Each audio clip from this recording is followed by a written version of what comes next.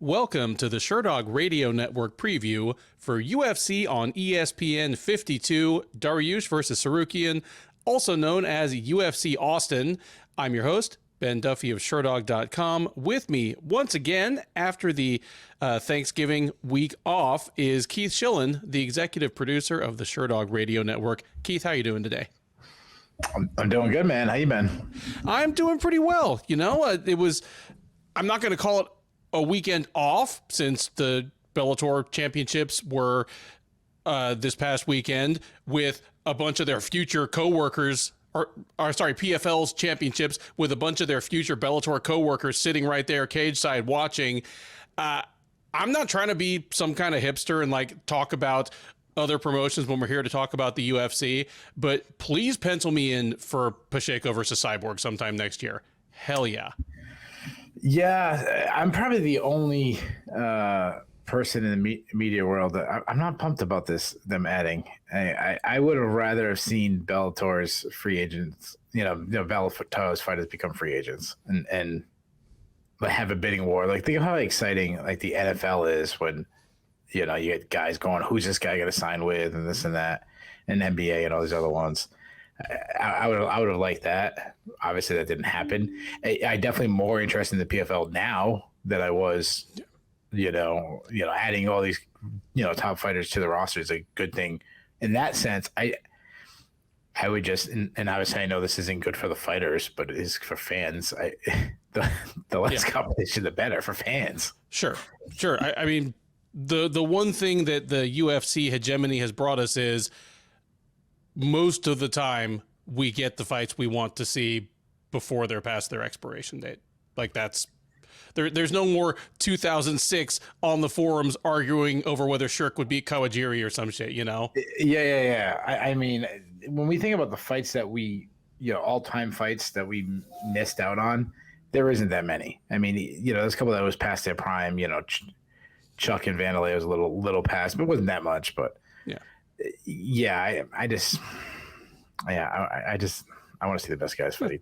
I would have loved to see Randy versus Fedor, even if I suspect I know how it would have gone. Both guys deserve. I disagree. I think Randy would have done a lot better than people think, especially in a cage.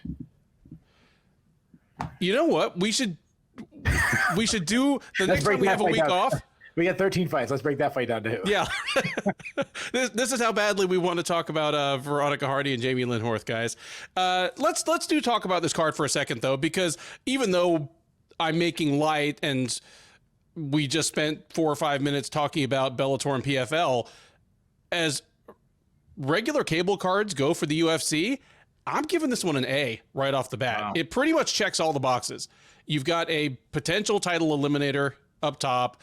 The rest of the main card is full of intrigue. I mean, it's Davison Figueiredo's bantamweight debut. It's, I guess, Rob Font. It's Sean Brady trying to bounce back from his first career loss. Down the card, even the prelims, there's a little bit of pink slip derby. There's a little, who the heck is this guy from Dana White's Contender Series? But you know what?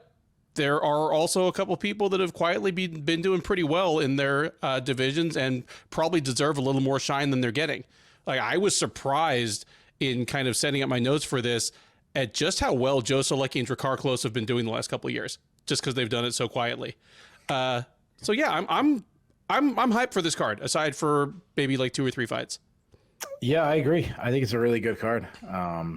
Especially the top of card. It's really strong. I give it like a B+ just because, when I think of like media day, there's not a big personalities that'll kind of sell fights. And I know people who are watching this show or listening to this show, obviously we're the hardcores of hardcore. So we don't matter, we don't need to be sold, but I still enjoy a little bit of personality. I mean, the biggest personality on the card is Bobby Green.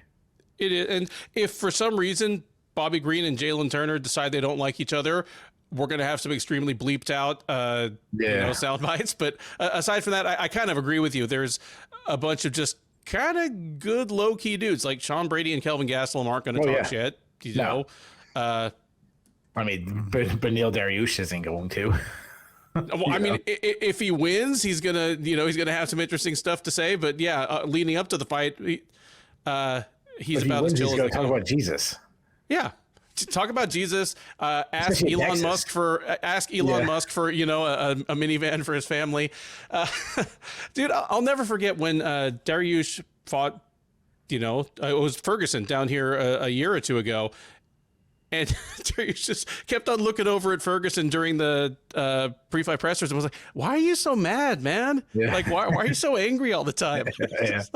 He was all of us in that moment. Yeah. Dariush, just a regular dude. Talk about someone else who needs a new car, Tony Ferguson. Tony Ferguson, yeah. But did Tony Ferguson have a driver's license? Well, it's suspended now. Yeah, it's suspended, but I mean, like, should he have it anyways? Yeah. If he didn't have one at the time, I think we would have heard it. Like, if he was riding that dirty, that would have been part of the story. But yeah. What was that game when you played as kids? I don't know why you do this, but you get to a red light and you all run out of the car and you run around circles, and when it turns green, you jump in. I believe that was called something that we probably can't call it anymore. Okay. It was a Chinese fire drill, wasn't it? Oh, yes. You can't say that. Yeah. I guess if you're Chinese, you can. I don't have to do it with Chinese people, but yeah. And I can see Tony Ferguson doing that by himself. And then he ends up in like the back. Wait a minute. He's in the rear passenger seat, but he's still driving. He's driving from the rear passenger seat. He's got that reach, man. Just sticking out one of those legs. Yeah, that's true. # champ shit only. All right. Outside of the top 3 fights, give me the fight you're most excited for in this card. It's tough because the main event is so intriguing that it's getting all my attention. I might go way down. I might go with the fight you already said. I might go Solecki and Klose. I'm with you there, man. That might be. I mean, Brady versus Gastelum is important, sure, but it may not be the most riveting fight. So yeah, I'm kind of hyped for that one as well. Any other general thoughts on the card here before we dive in? No, I'm excited. All right, and I'm going to be quizzing you on the lines here because a few of them kind of made me raise an eyebrow, so we'll do that for sure. First up at UFC Austin is a women's flyweight matchup between Veronica Hardy and Jamey-Lyn Horth. Hardy, the 28-year-old Venezuelan, is 7-4-1 overall. She's 2-4 in the UFC, which doesn't sound great, but worth noting that she came back in March from a 3-year absence, no longer Macedo, now Hardy, and looked sensational in taking a unanimous decision over Juliana Miller at UFC 286. So she will look to build on the momentum of that pretty eye-opening win against Horth, who is coming off a pretty good win of her own. The 33-year-old Canadian is a perfect 6-0 as a professional mixed martial artist. She is 1-0 since joining the UFC as a former LFA flyweight champ. Kind of like Hardy, she was away from the sport for over 2 years, came back pretty much out of nowhere in April, up a weight class at bantamweight, and took a unanimous decision over Haley Cowan. So she's looking to build on that momentum as well. This one is pretty much a pick'em. Horth is the slightest of favorites. She's out there at -120 or so, Hardy around -110, but neither woman is available at plus money on any reputable outlet, so it is a true pick'em. Keith, Veronica Hardy looked like a transformed fighter in her return back in March. Horth is someone that I had very low expectations of. I had to remind myself who the heck she was. And she looked pretty good in taking, admittedly, a very close decision over Haley Cowan. Who you got in this one? And is either of these women a serious person of interest in this division? No, absolutely not. I mean, yeah, they both look good in their last fights, but a lot of it has to do with who they fought. I mean, Cowan's a better win than Miller. I mean, Miller, it was a real disappointment coming off the Ultimate Fighter show. This is a low level matchup. Hardy did show some good things. I mean, she's a good athlete. She moves really well, got some nice footwork. She attacks and then she cuts corners well. So, she dodges counters that way. Quick hands, though she can be a little wild. I liked how much she was adding kicks into her combinations. She's got a really good high kick that has to do coming from like a traditional Taekwondo style. She likes that Holly Holm push kicks. She'll throw out some spinning attacks. She, going back, it's hard to, recently she only fought one time, so you got to go back a little bit. Her cardio looked bad against Bay Malecki, but her cardio looked really good against Julian Minute. Now, some of that has to do with winning. When you're winning, you don't gas as much, it seems like.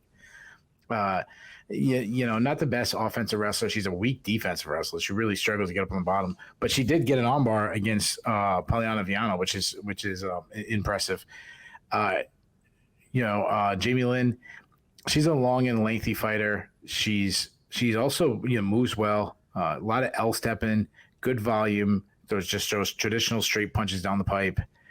She likes teep kicks. She can throw them naked, which is an issue. She doesn't like being pressured. She wants to be the bull. Defensively, she's got a lot of issues. She keeps her chin high in the air. She's been hit a lot. She's been hurt in a lot of fights.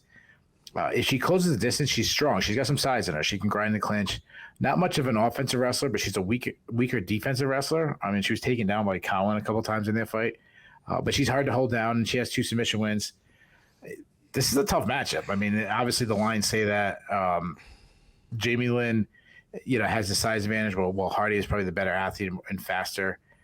But Jamey-Lyn's size is going to be a tough match for anybody.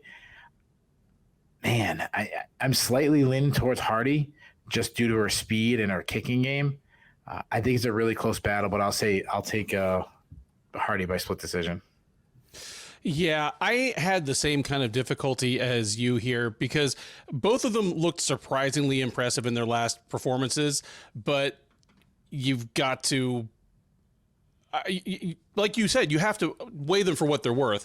Miller has frankly been a bust at the UFC level. So what looked like an eye-opening win hasn't aged well, even just in the 8 months since then. And then Horth, while on the one hand, it was good to see her able to stand up to a powerful, big-bodied bantamweight like Haley Cowan, who missed weight to boot, so like 138-pound woman or whatever she was.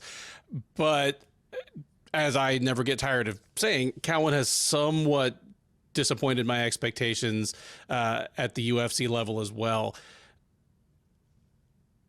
I'm glad you pointed out that Horth has taken a bit of a beating in some of her fights. I mean, she's 33 and she's an old 6-0. Even fighting kind of mid-level fighters in the fights I was able to pull up in like TKO and LFA. Yeah, like these were some wars against people that maybe like she shouldn't have had to go to war against. I'm leaning Hardy as well. I'm leaning Hardy here as well. Strange as it is to say she's much the younger fighter. It feels weird, that a woman who has gone for 3 full years is still just 28 years old. But she looked physically transformed against Miller. Not only did she have a better result than she had in her first UFC run, but she had more muscle on her frame. She just seemed to have grown into a flyweight body. And it's something that you point out a lot, that a lot of fighters don't really come into their real power, their real grown bodies until their late 20s. I think Hardy is still on the rise. I don't know what her ceiling is. I'm with you that she's somebody that in a shallow division might scrape the bottom of the rankings from time to time, but I don't see her as a future contender. But I do think that she's still on the way up, where Horth at best has probably plateaued. So give me Hardy in a close decision as well, but I don't have a whole ton of confidence in it. Next up at UFC on ESPN 52, we have a welterweight matchup between Wellington Turman and Jared Gooden. Turman, the 27-year-old New Hampshire fighter by way of Brazil, is 18-7 overall. He is 3-5 in the UFC. He's 0-1 at welterweight. He came to the UFC as a young middleweight prospect, had mixed to poor results, if we're being honest. He decided to drop to 170 pounds for his appearance back in June. The UFC decided to play a joke on him by finding the biggest welterweight they possibly could. They matched him up against Randy Brown, and he acquitted himself fairly well, losing a unanimous decision. Turman has decided to stay at welterweight, and the UFC has decided to keep trolling him to the point that I believe they went and re-signed Gooden, one of the only welterweights I can think of that is larger than Brown. Gooden, 29-year-old Georgia native, is 22-9 overall. He's 1-4 in the UFC across multiple stints. And I was wrong. They signed him earlier this year because he came back and fought Carlston Harris back in March, dropped a unanimous decision. So Gooden is back for what it's worth, but the results have been no better. Again, he is 1-4 in the UFC. The odds here favor Turman. He is -190. Gooden is +160 on the comeback.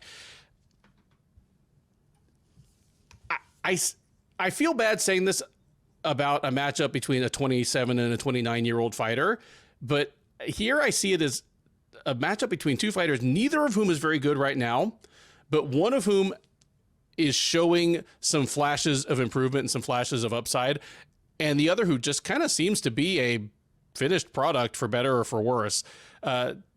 Turman has not had like a good run in the UFC. He's beaten Marcus Perez, who I think exited the UFC like 1-4. He beat the ghost of Sam Alvey and the ghost of Miesha Serkinov. And he didn't exactly run over Sam Alvey. Like Alvey took it to him in spurts. Anytime they've matched Turman against someone with a pulse, that person has generally run him over. I did like him dropping to 170 pounds. He wasn't a huge middleweight. He seemed to give up size to almost all of his opponents. So them matching him against Titanic Randy Brown and Titanic Jared Gooden aside, I do think this is a good move. Everything seems to run better for him against welterweights, whether I think his defensive wrestling will be better. I think he'll have better power in his strikes. He had decent pop at 185, but maybe he might actually become a plus power guy at 170. And just Gooden has a lot of the component skills that he should be a good fighter, and it just doesn't translate. And he has a good offensive striking arsenal, but he's just defensively super porous. Shorter fighters routinely get inside boxing range on him and clock him.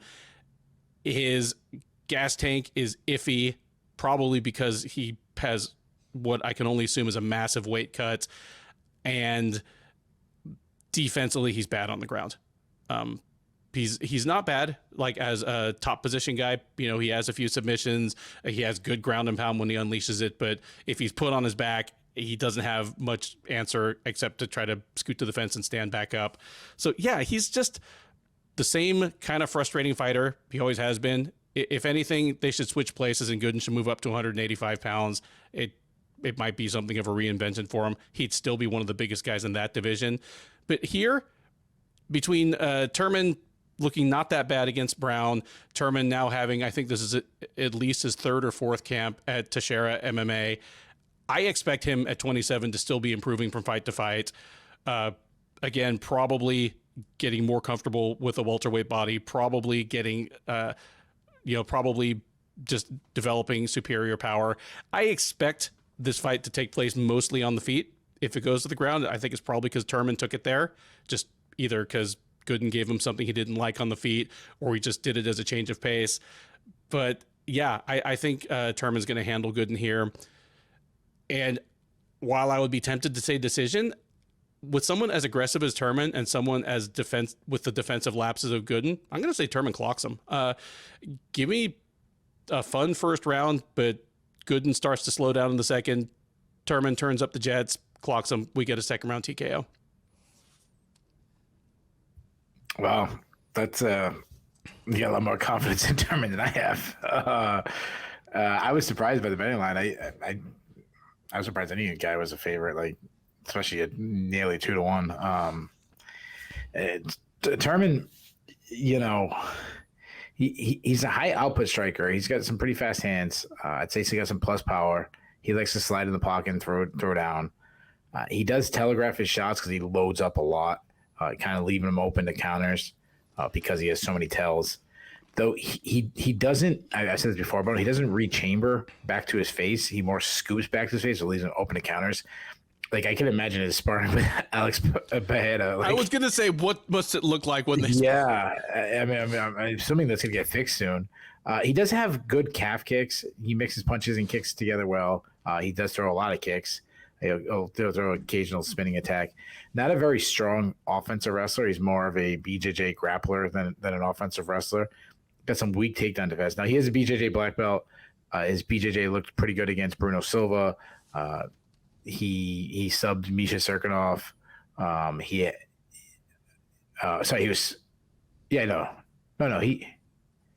Now I'm confused. He caught Serkinov. Yeah, okay, right? Yeah, he armbarred. Okay. But it was Petrowski that caught him, right? Yes. Okay. Yeah. All right. I was well, for some reason. Petrowski didn't tap him. Oh, he didn't tap him. Okay. No. All right. I don't know why I was mixing. I don't know why. For two muscular wrestlers, I was mixing them up. I know Andrew Sanchez caught him.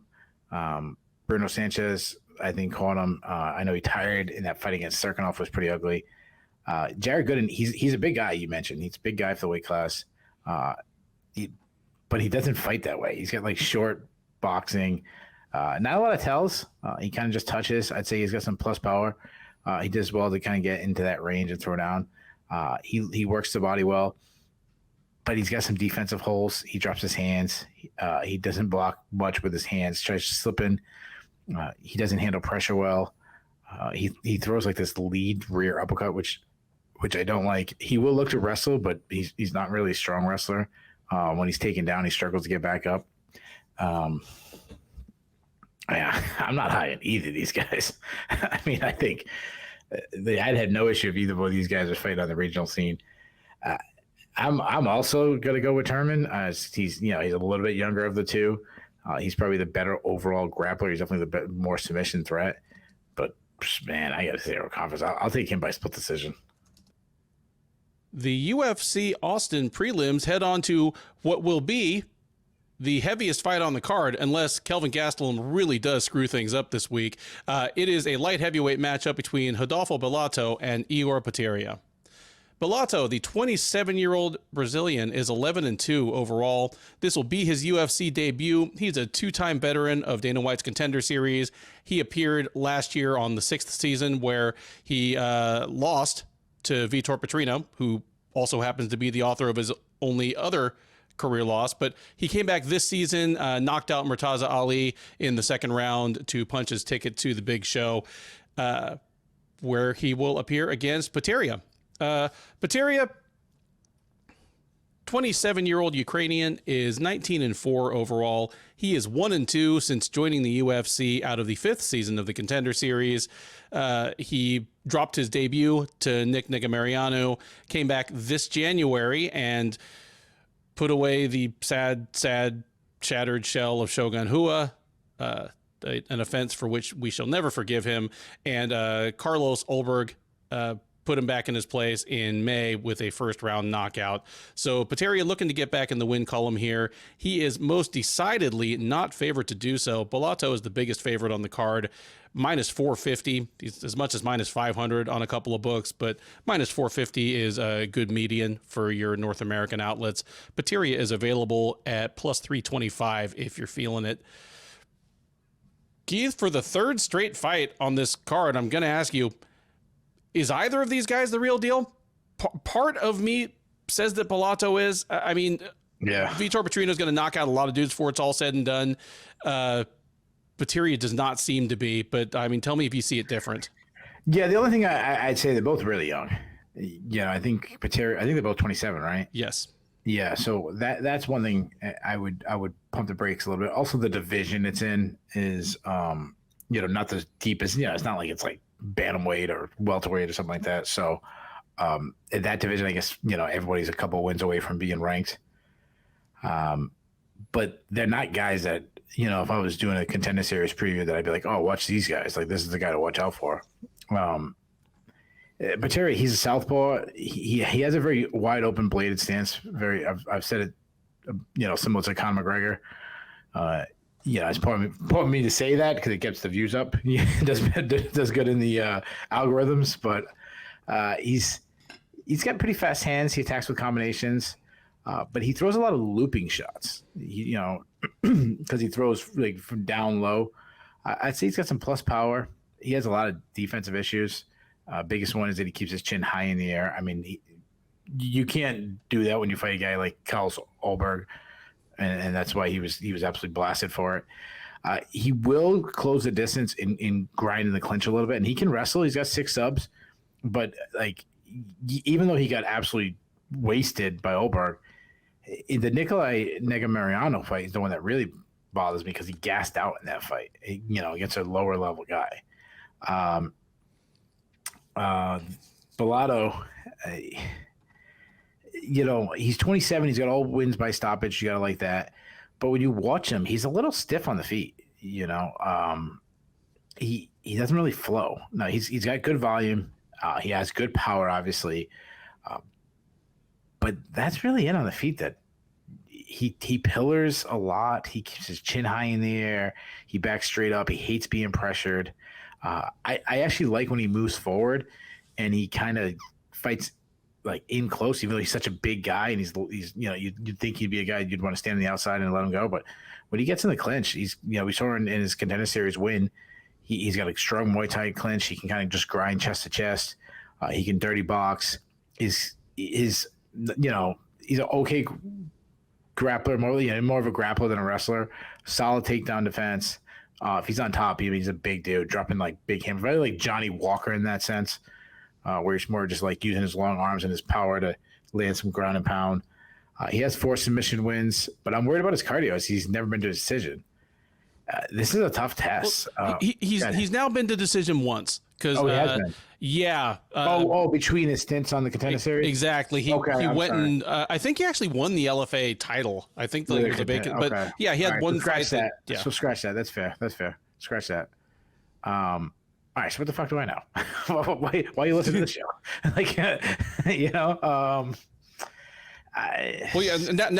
Now he's the Brazilian Max Holloway. Cardio for days.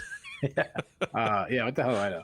A little search on the Fight Find, I could have had that. You know what it was? I think it was old notes I had in the Contender Series or something. I don't know. I don't know what the hell I'm talking about. I'm still. I mean, both guys could still be on the regional scene, getting some more, seasoning. You said Bellato was a huge favorite.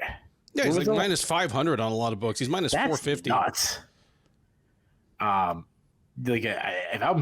just want to sprinkle a value play, I'd go the opposite on that, but I am going to lean Bellato. I like his volume, and so I think we might see it similar to his Contender Series fight, where he just kind of over time, just that being on that gas moving forward, kind of catches up to Potieria. Give me Bellato by second round TKO. Yeah, I mean, I agree with you in the broad strokes here.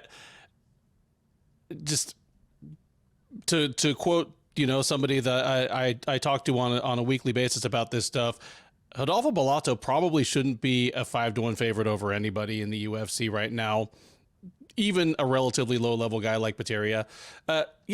Both these guys have a few things in common. They both fall into the glass cannon mold, where they have offensive weapons, but their gas tanks are suspect, and their defense definitely is in both cases. And that's kind of the story of light heavyweight anyway. Like, light heavyweight is very much the glass cannon division and the terrible fight IQ division right now. And these guys will make 2 fine additions to the cast.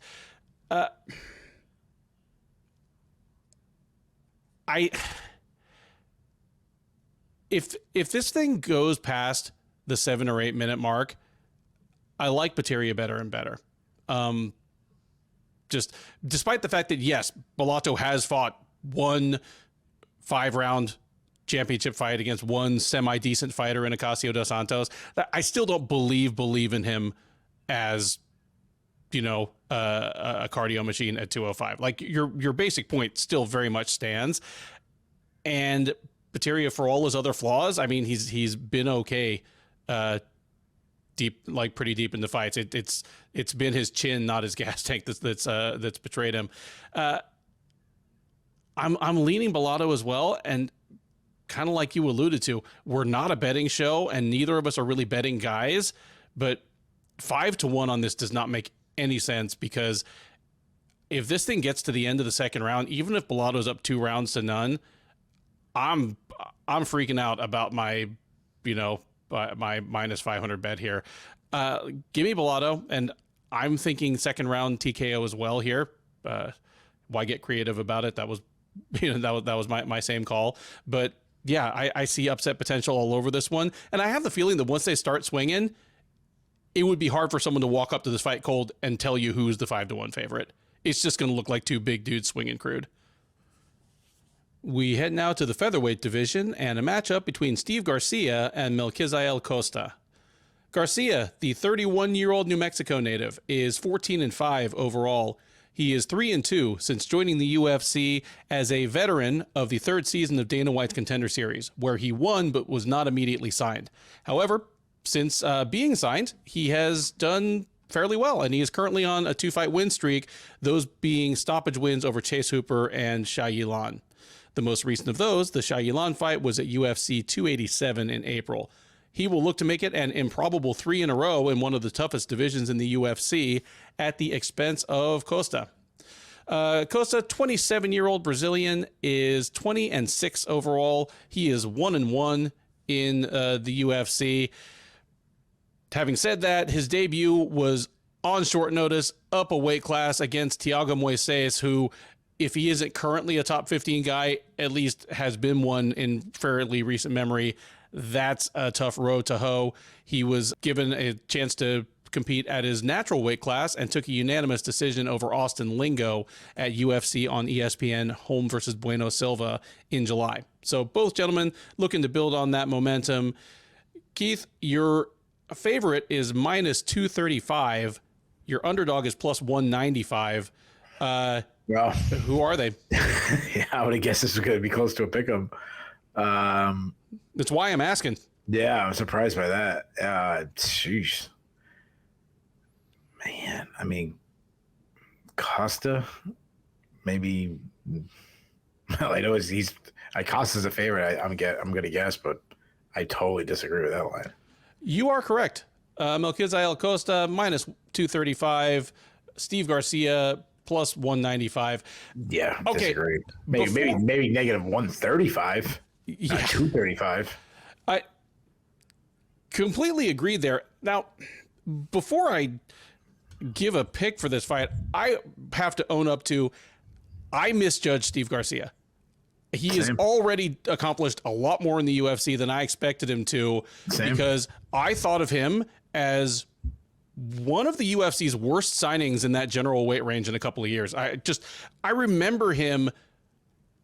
Well, for one thing, I remember him losing to a very old Joe Warren and a very young Ricky Turcios on nothing Bellator undercards a million years ago. I remember him struggling against, frankly, low-level fighters in Jackson Wink's house promotion, Fresquez Productions. He got a first-round knockout on the Contender Series and wasn't signed immediately, and I was like, good. That's exactly as it should be. He doesn't belong in the UFC, and since he's been in the UFC, you know what? He's been fighting against really the lowest level fighters two divisions have to offer. Luis Pena and Charlie Ontiveros at lightweight, then Maheshate, Chase Hooper, and Jamey-Lyn at featherweight. But he's won more than he's lost. Garcia, he's big. He's big for either division, honestly, but he's quite a big featherweight. He's, very tall. He doesn't have quite the reach you would expect of a guy as tall as him, and he doesn't fight especially long. He's perfectly happy to brawl in close. I'm sure he would like to snipe people with head kicks at range if he could, but he ends up doing a lot of his best work in close. He's not much of an athlete, and he doesn't seem terribly physically strong. I feel like I'm describing the poor man's Julian Erosa, and maybe I am, because offensively he's super aggressive. I mean, he doesn't have the grappling chops of Erosa, but on the feet, he's super aggressive, chin all the way in the air, hands nowhere near it, kill or be killed. I didn't think this would work on even people like Chase Hooper and Charlie Ontiveros, but it's worked so far. He's getting to the territory of fighters that are really, really going to make him pay for that kind of stuff. And Costa might be that guy. Like, while I'm with you in thinking that he shouldn't be a greater than 2-1 favorite, the one thing that I know about Melquizael Costa is that he swings really hard and really often. He's going to give himself every possible chance to put his knuckles on the other guy's chin. He's aggressive, physically strong. I think he's actually not a bad offensive wrestler. Defensively, Thiago Moises made work of him on the ground, but Thiago Moises is a bigger guy and a very, very good grappler. But, I thought he looked pretty good against Lingo. Here, I think Garcia cannot help but oblige Costa with exactly the kind of fight he wants. And I think Costa's probably going to end up plunking him. And if Costa doesn't end up plunking him, I think he can probably take Garcia down pretty easily. And from there, either, chip away, win rounds that way, maybe do some actual damage. Costa, I believe he still has 0 career subs, but he doesn't fight on the ground like a guy who has no idea what he's doing. Like, he clearly knows what he's doing there and just would greatly prefer to slug it out on the feet. I think he's going to get what he wants, and I think he's going to get a first round knockout here. So after saying that I completely don't think he should be a 2.5 to 1 favorite, I do think he's going to knock out Garcia. That's just the kind of matchup this is. Give me Costa by first round knockout. Yeah. Wow. You've talked about, like, it's so funny today. You've been faking me out. Like, you talk up one way and I'm like, oh, all right, so he's feeling the same way. Then you go like a bold prediction the other direction. So you did it two fights already. I think we're only 4 fights in. Yeah, I mean, I see Garcia very similar the way you see him.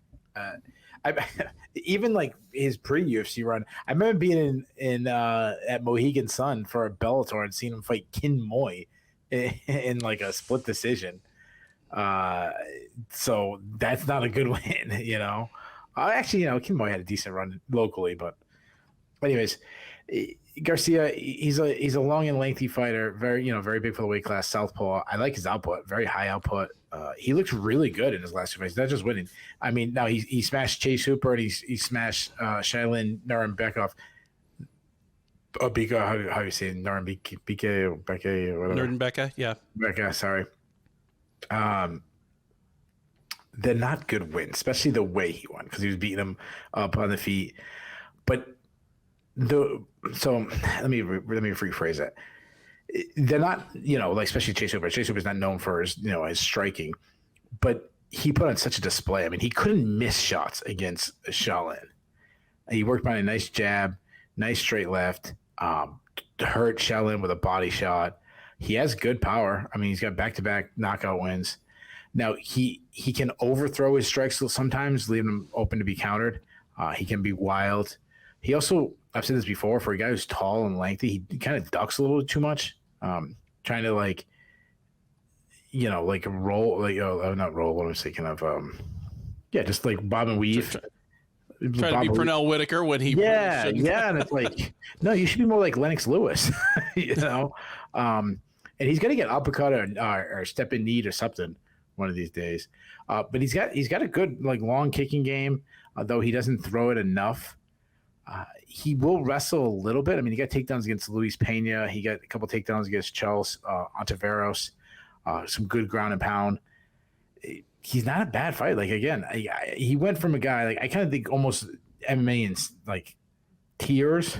Mm-hmm. He's still a prelim guy, but to me, he went from first prelim of the night to mid prelims. He's not he's not an easy out for someone if there was your UFC debut. Costa, on the other hand, and I apologize for my Boston accent coming out here when I say his name. I know someone pointed that out to me last time he fought. He's southpaw with that fights out of both stances. He's southpaw, but he will fight out of both stances. Flows pretty well. Good striker. Works behind a nice jab. He follows up with a lot of combinations, plus power. Nice kicks to the body from the orthodox stance. I mean, you go back to his fight against Austin Lingo. I mean, his kicks were on point in that fight. There was a lot of teep kicks. Destroyed Lingo, particularly with the body kicks. I like his stepping knees. He will toss out some spinning attacks. I'm never crazy about. I mean, they're fun to watch. I mean, I don't think they're that effective. He can wrestle a little bit. He's a weaker defensive wrestler, but if he's on top, I like his control. Good ground and pound. He is a submission threat, though he was submitted by Thiago Moises, taking that fight really short notice. But nothing. Yeah. I mean, still, I mean, I would have liked to see him, make a decision. This is a really good matchup. Like I'm really against the betting lines here. I can see him going either way. I think both guys look really good recently. I am going to go with the favorite. I want to go with Costa because to me, he's faced the better competition in that stint. I'm going to say that kicks might be the difference for him. The fact that he uses, his punches and kicks instead of just more of a boxing game from Garcia. But I'll say Costa wins by split decision. Lightweights take the cage next as Joe Solecki faces off with Drakkar Klose. Solecki, the 30-year-old New Jersey native, is 13-3 overall. He's 5-1 since joining the UFC out of the third season of Dana White's Contender Series. Since losing a split decision to Jared Gordon a little over 2 years ago, he has back-to-back wins over Alex Coelho and Carl Deaton. The most recent of those, the Deaton win was, Deaton stepping up on relatively short notice back at the Muniz versus Allen Fight Night card in February, but Solecki did exactly what you're supposed to do to a late notice opponent and just completely ran him over, choked him to sleep in the second round. He will look to make it 3 wins in a row against Klose, who will be looking to do exactly the same thing. 35-year-old Michigan native is 13-2-1 overall. He is 7-2 in the UFC, and since his last loss, which was to Beneil Dariush just a little under 3 years ago, he has back-to-back wins over Brandon Jenkins and Rafa Garcia. He has not been in action in a little over a year. The Garcia win was at UFC 277 back in July of 2022. So it's been a bit of a layoff for him, but he's back and is also looking to make it 3 wins in a row. Keith, this one is really close. Your favorite is minus 120. Your underdog is even money plus 100. Who are they? Oh, that's a good one. I'm glad that it's close because I was going to flip if it wasn't. I'll say Drakkar Klose is a very slight favorite. You are correct. Klose, despite the layoff, despite the encroaching age, is your slightest of favorites against Solecki. In what has been kind of a theme this card for me, these are two guys that I wouldn't say I wrote them off entirely, but had very much consigned them to just another guy status. And sure, they may be just another guy when it's all said and done. But at this point, it's probably premature to say that about either guy. I mean, Solecki, he's 30 years old, and he's 5-1 in one of the toughest divisions in the UFC. Now, granted, he got that way. He had yet to take a real step up in competition other than his loss to Jared Gordon. This is him getting that step up again, because aside from that, the ghost of Matt Wyman, the ghost of Jim Miller, obviously Carl Deaton was the best they could find on short notice, but Solecki came up just slightly short the first time he took on, I'd say, a top 25 lightweight. And this is him getting another chance at that. But yeah, like Solecki's pretty dang good. He is, he's a very good grappler. He's positionally sound, strong. I'd say he's a serviceable wrestler. He's not a shoot a double through your hip, scoop you up and slam you, but he has some decent entries and has enough persistence and craft to kind of keep the exchange going. If he doesn't get the takedown right away, finds ways to drag guys down when he wants them there, and then he goes to work. He has good ground and pound, pretty solid. I'd say pretty solid top control, always looking to take the back, or looking to create a scramble where he can grab a front headlock or something and go to work from there. He's definitely a grappling specialist, as a glance at his record will show you. Against Klose, Klose is a guy that if I've written him off, I think part of the thing is, and I say this about lightweight in particular all the time, these are fast-moving waters. If you fight once a year, even if you do really well, I'm going to forget about you. No matter how well you're doing, if you're not already a top 10 guy, you're going to get passed up by faster moving traffic if you fight once a year. And Drakkar Klose, at this point, hasn't even been doing that. I think he has 4 fights in the last 5 years. And in the intervening time, he's now 35 years old. He's closer to 36 than 35. Probably, not enough time left for him to make any kind of serious run. And maybe he didn't have it in him anyway. Beneil Dariush kind of showed us what it looks like when Klose fights a top 5 fighter. But Klose is a better fighter than I thought. The good boxer. I think he's defensively sound. I think he has fast hands. He doesn't always let him go as much as he should. One of the reasons I kind of dismissed him is that early in his UFC run, he had a fight with Mark Diakiese that was just, I think I aged 5 years during that fight. And ever since then, even though he's had a few entertaining fights and then a few dull ones, I've just kind of used Drakkar Klose as my smoke break. Here, I think this may be a surprisingly entertaining fight, win or lose, because of the clash of styles.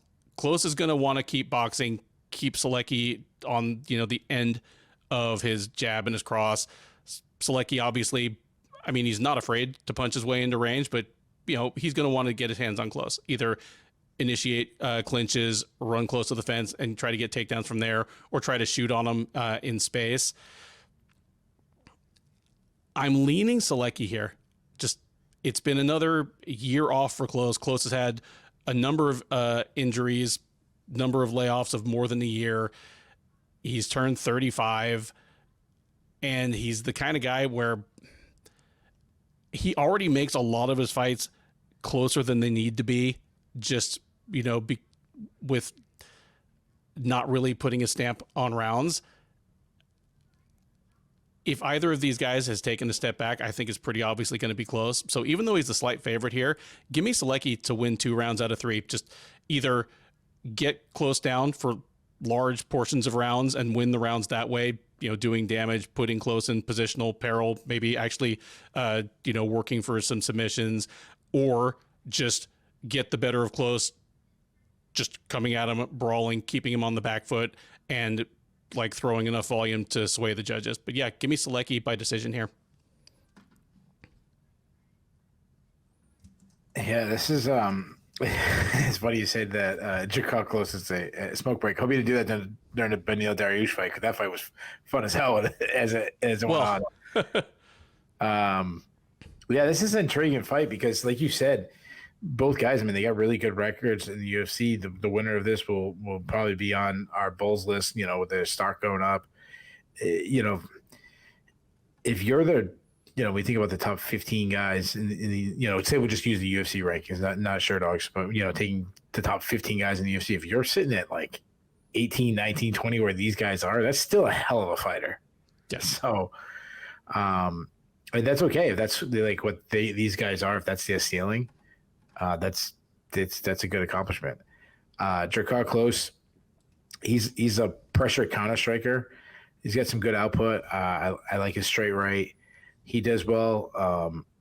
He throws hard, but he also throws from his hips, which zaps a little bit of his power and leaves him open to counters. But he keeps his base underneath him, so that's what it really steps into shots, and that's where he kind of has that. I'd say plus power. I think the UFC will exaggerate, how much power he has, but he's got 5 knockouts. He hurt Beneil Dariush in that fight. He's got the best part, I think, is his kicking, his calf kicks. He's got some hard calf kicks, though he is open to his own calf kicks. He will catch a kick though, so if you if you make kicks a big part of his game, he's willing to take the fight to the ground any way he can. He loves to close his distance too and battle in the clinch. And it's because he's very strong. And it's funny because sometimes I forget what weight class he is in because he kind of fights like a middleweight. And that's like, you know what I mean? Like when I think of lightweights, like Drakkar Klose is not one of those guys that's going to jump to my mind of the way that he moves and stuff. He can be a grinder. And you mentioned that Mark Diakese fight. Yeah. I mean, he just kept him against the cage, muscled him, and elbowed him, in close. And he's good at those elbows in close. He's definitely more of a clinch wrestler where he wants to look for a body lock instead of driving through your hips. He's not as, he has a wrestling background, but I don't think he's as good as a wrestler as they'll make him out to be. He was easily out-grappled by Dariush, which is not a knock. A lot of people are easily out-grappled by Dariush. He did show how hard he is to submit, as at times in that fight, Dariush had his back for long periods of time. But the concern is that he was giving up his back to Dariush to try to get up, and which is an issue. The concern I have is also a little bit of a chin. He was knocked out by Dariush, somewhat recently in a fight, though he came back and got a huge knockout against I almost said Bubba Jenkins, Brandon Jenkins, knocking him out, in good fashion. So move on to Solecki. Solecki, I think they talk about him as a grappler, and he obviously is a grappler. That's his strength, but I think he's a little more well-rounded than he gets credited for. And I know you pointed that out. He can fight out of both stances, high volume boxing. I think it's pretty technically sound. He sets up shots with feints well. I like his straight right. I like the attacks with combinations. Not a very hard hitter. That's not his game. He's more just score points with his with his boxing, and more to also obviously set up his takedowns. He throws a lot of body kicks on his opponents, especially if he's in the opposite stance when he switches stances. Some of that is he doesn't care if you catch a kick. So something that we could see in this fight. He can wrestle. He's got some good entries, but he's more about entering the hips and closing the distance and then creating a scramble. And he's very good at winning scramble. He doesn't mind if you take him down. I think he's a great grappler. He's one thing I'll talk about is he's the guy who's been doing jiu-jitsu since when he was in kindergarten. He's got 8 subs on his record. He has really great flexibility and subs off his back. But one concern, to go back to that Jared Gordon fight, and something that concerned me here is he would grapple so much that he kind of gassed himself out against Jared Gordon. And Drakkar Klose has such a style that could tire you up because he's so big, so strong. He's a physically strong guy for the weight class. This is a really, really close fight. I flip-flopped back and forth a little bit, but I'm going to go with Solecki simply because he's younger. Klose is at the age where he can fade overnight, and that's always a concern for me, especially when he's been out for a long time, so we don't know. When you're at that age and you've been out for a long time, we don't see the slow decline, that we would have if you fought 3 months and then 6 months and then 9 months. Add in tons of injuries. Give me Solecki. I'll say he wins by decision. We head now to the middleweight division for a clash between Cody Brundage and Zachary Reese. Brundage, the 29-year-old Michigan native, is 9-5 overall. He's 3-4 since joining the UFC as a veteran of Season 5 of Dana White's Contender Series. He lost on the Contender Series, got knocked out by William Knight, made his way to the UFC anyway, and since then he has had mixed results, but he is coming in off of a win. Having said that, it was a disqualification win over Jacob Malkoun that, while it did officially snap a 3-fight losing streak for Brundage, may not have done a whole lot to inspire confidence in his prospects going forward. Nonetheless, he will be looking for his second straight win here against Reese, who'll be looking for his first.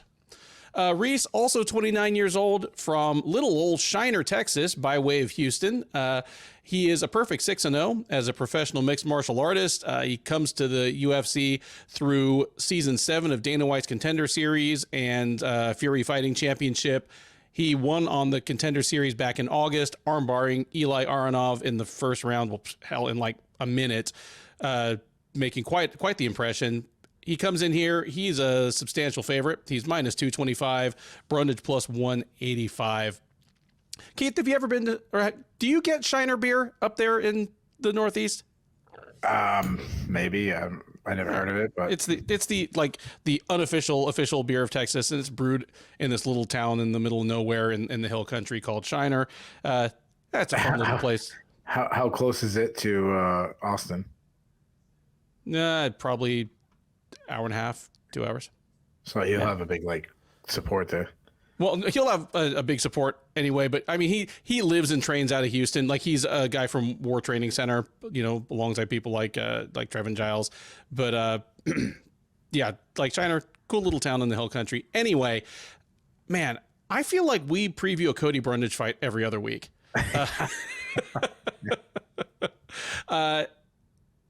One slight theme to this card is people who look older than they are. It's hard for me to believe that not only are both these guys 29, but Brundage is actually a couple months younger than Reese. Just Brundage looks like he's 37 to me. I mean, we'll talk about Beneil Dariush in a minute, where he's like 34 and looks 54. But tell me how you think the new guy does. And considering that middleweight is a division where, I mean, it's not quite as wide open as heavyweight or light heavyweight, but it's pretty open. Does either of these guys have top 10 upside in your book? I think I'd rather talk about Shiner beer some more than talk about Brundage. I'm going to Dallas to visit my uncle in March, and I will try to get a Shiner. I have to put that on my to-do list to have a It'll Shiner be very beer. easy to do. Every bar has it. It's the Budweiser of Texas. Oh, so it's just like watered down beer? It's not. I mean, it's like 5%. It's not a super heavy beer, but it's it's a brown beer and okay, and easy drinking. Yeah. All right, I'll definitely do a Dude, Shiner. if you're coming to Dallas in March, I'll come up and meet you. I'll buy you a Shiner, dude. You gotta drive from Houston all the way to Dallas? That's not that big a deal, man. It's 3 hours. 3 hours is really far. Okay, all right, we'll figure it out. We'll figure it out. People don't want to have our plans on this 3 hour. We'll have to do a live show somehow. Yeah, that would From be my awesome. uncle's house. Yeah. Cody Brundage is definitely on the list of fighters that I'm sick of breaking down. It's like him, I don't know, Kevin Holland, Angela Hill, another one. I feel like and nothing really changes the more I watch them. That like, like I don't mind having new notes. On the feet, Brundage, very karate style striker. He hangs his hands low. He does have some decent pop. I mean, he hurt.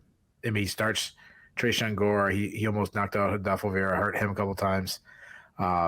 He has this like karate base, so he can throw his kicks up. He throws a lot of kicks. He likes question mark kicks. He has a wrestling background, but I've said this before, but I'll say it again. I mean, his wrestling is grossly overrated. He'll shoot with no takedowns. He'll shoot from way too far away. There's a lot of guys who wrestle.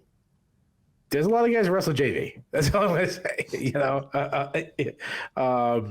Yeah, he's been sprawled out. He doesn't cut angles. He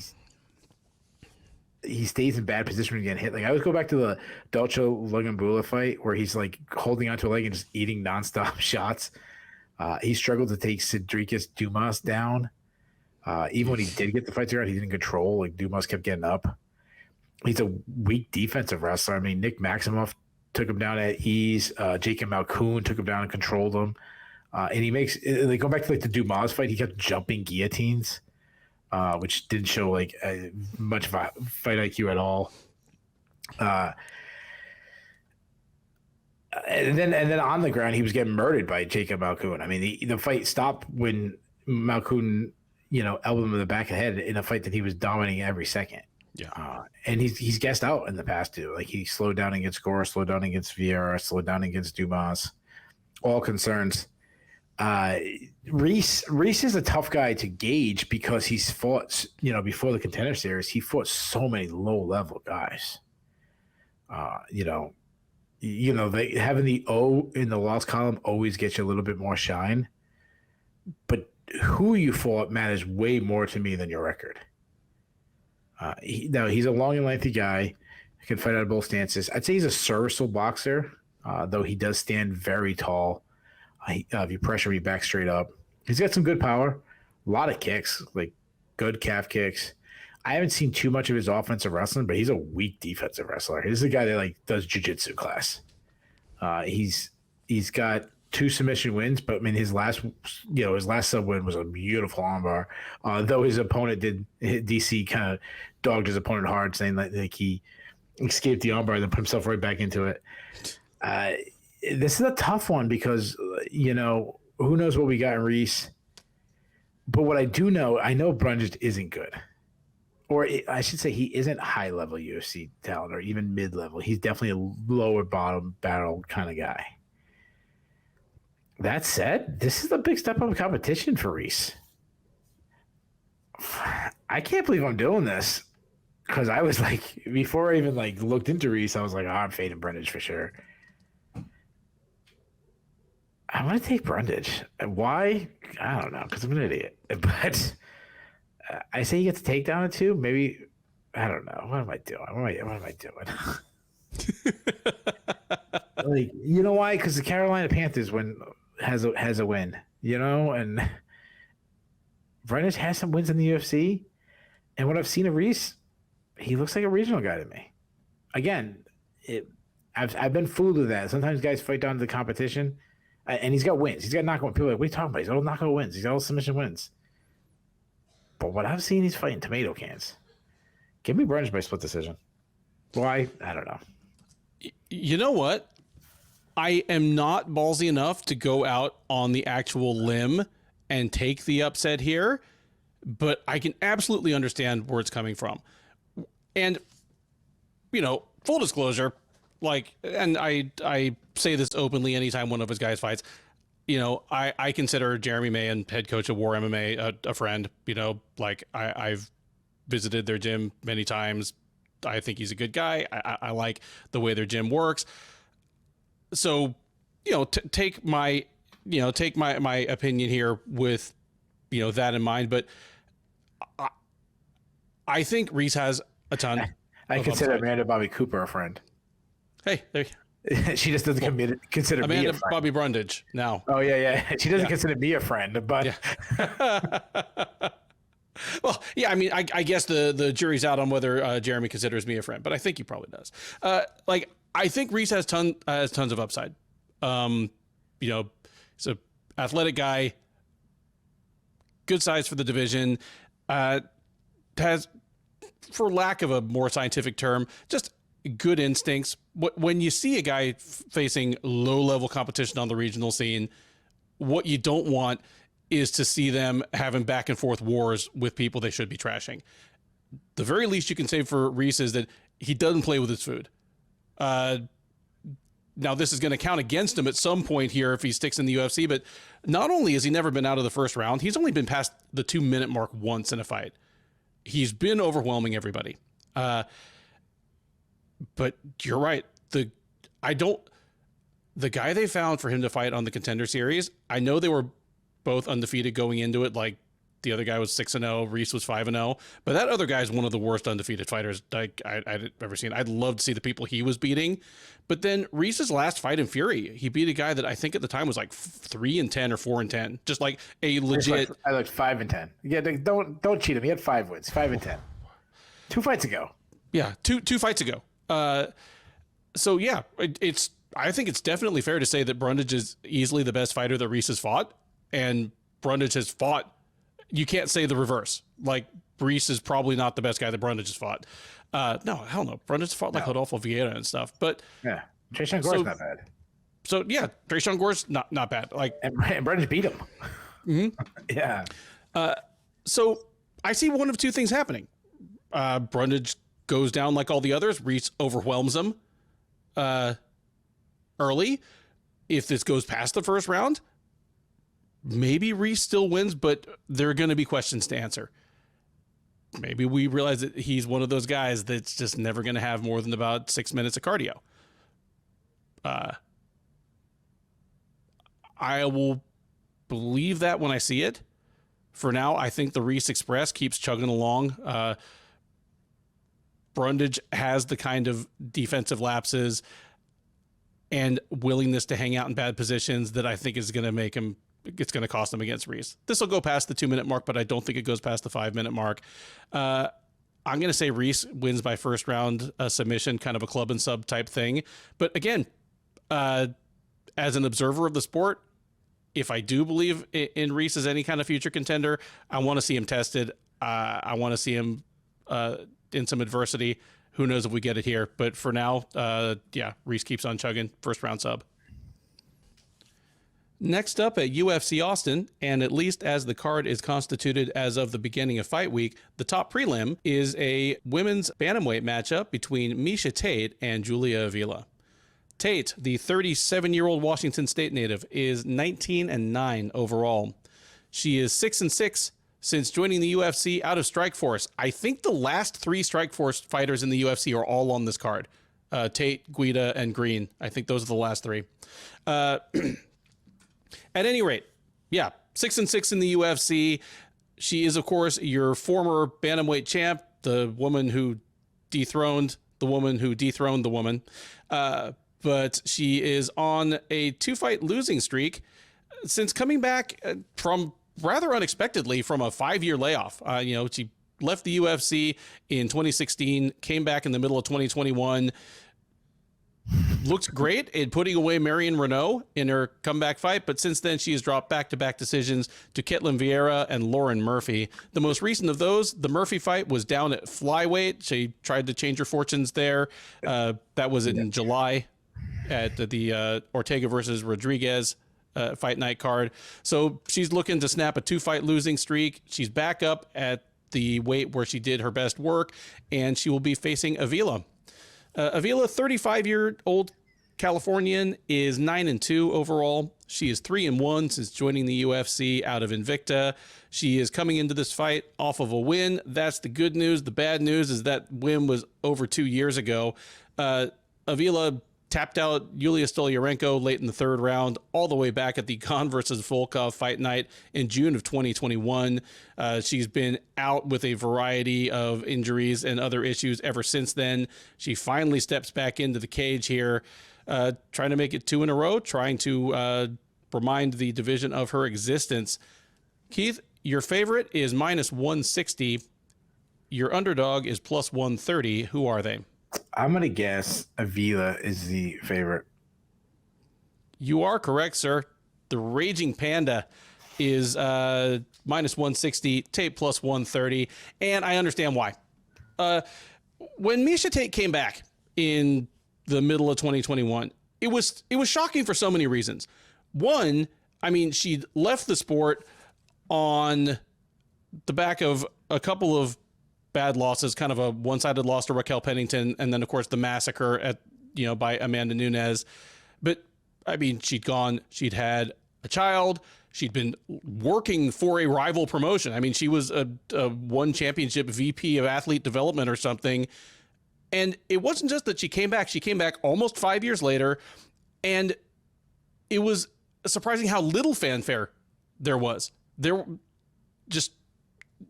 Nobody heard anything about it until about 3 weeks out, and then all of a sudden, oh yeah, Miesha Tate's fighting.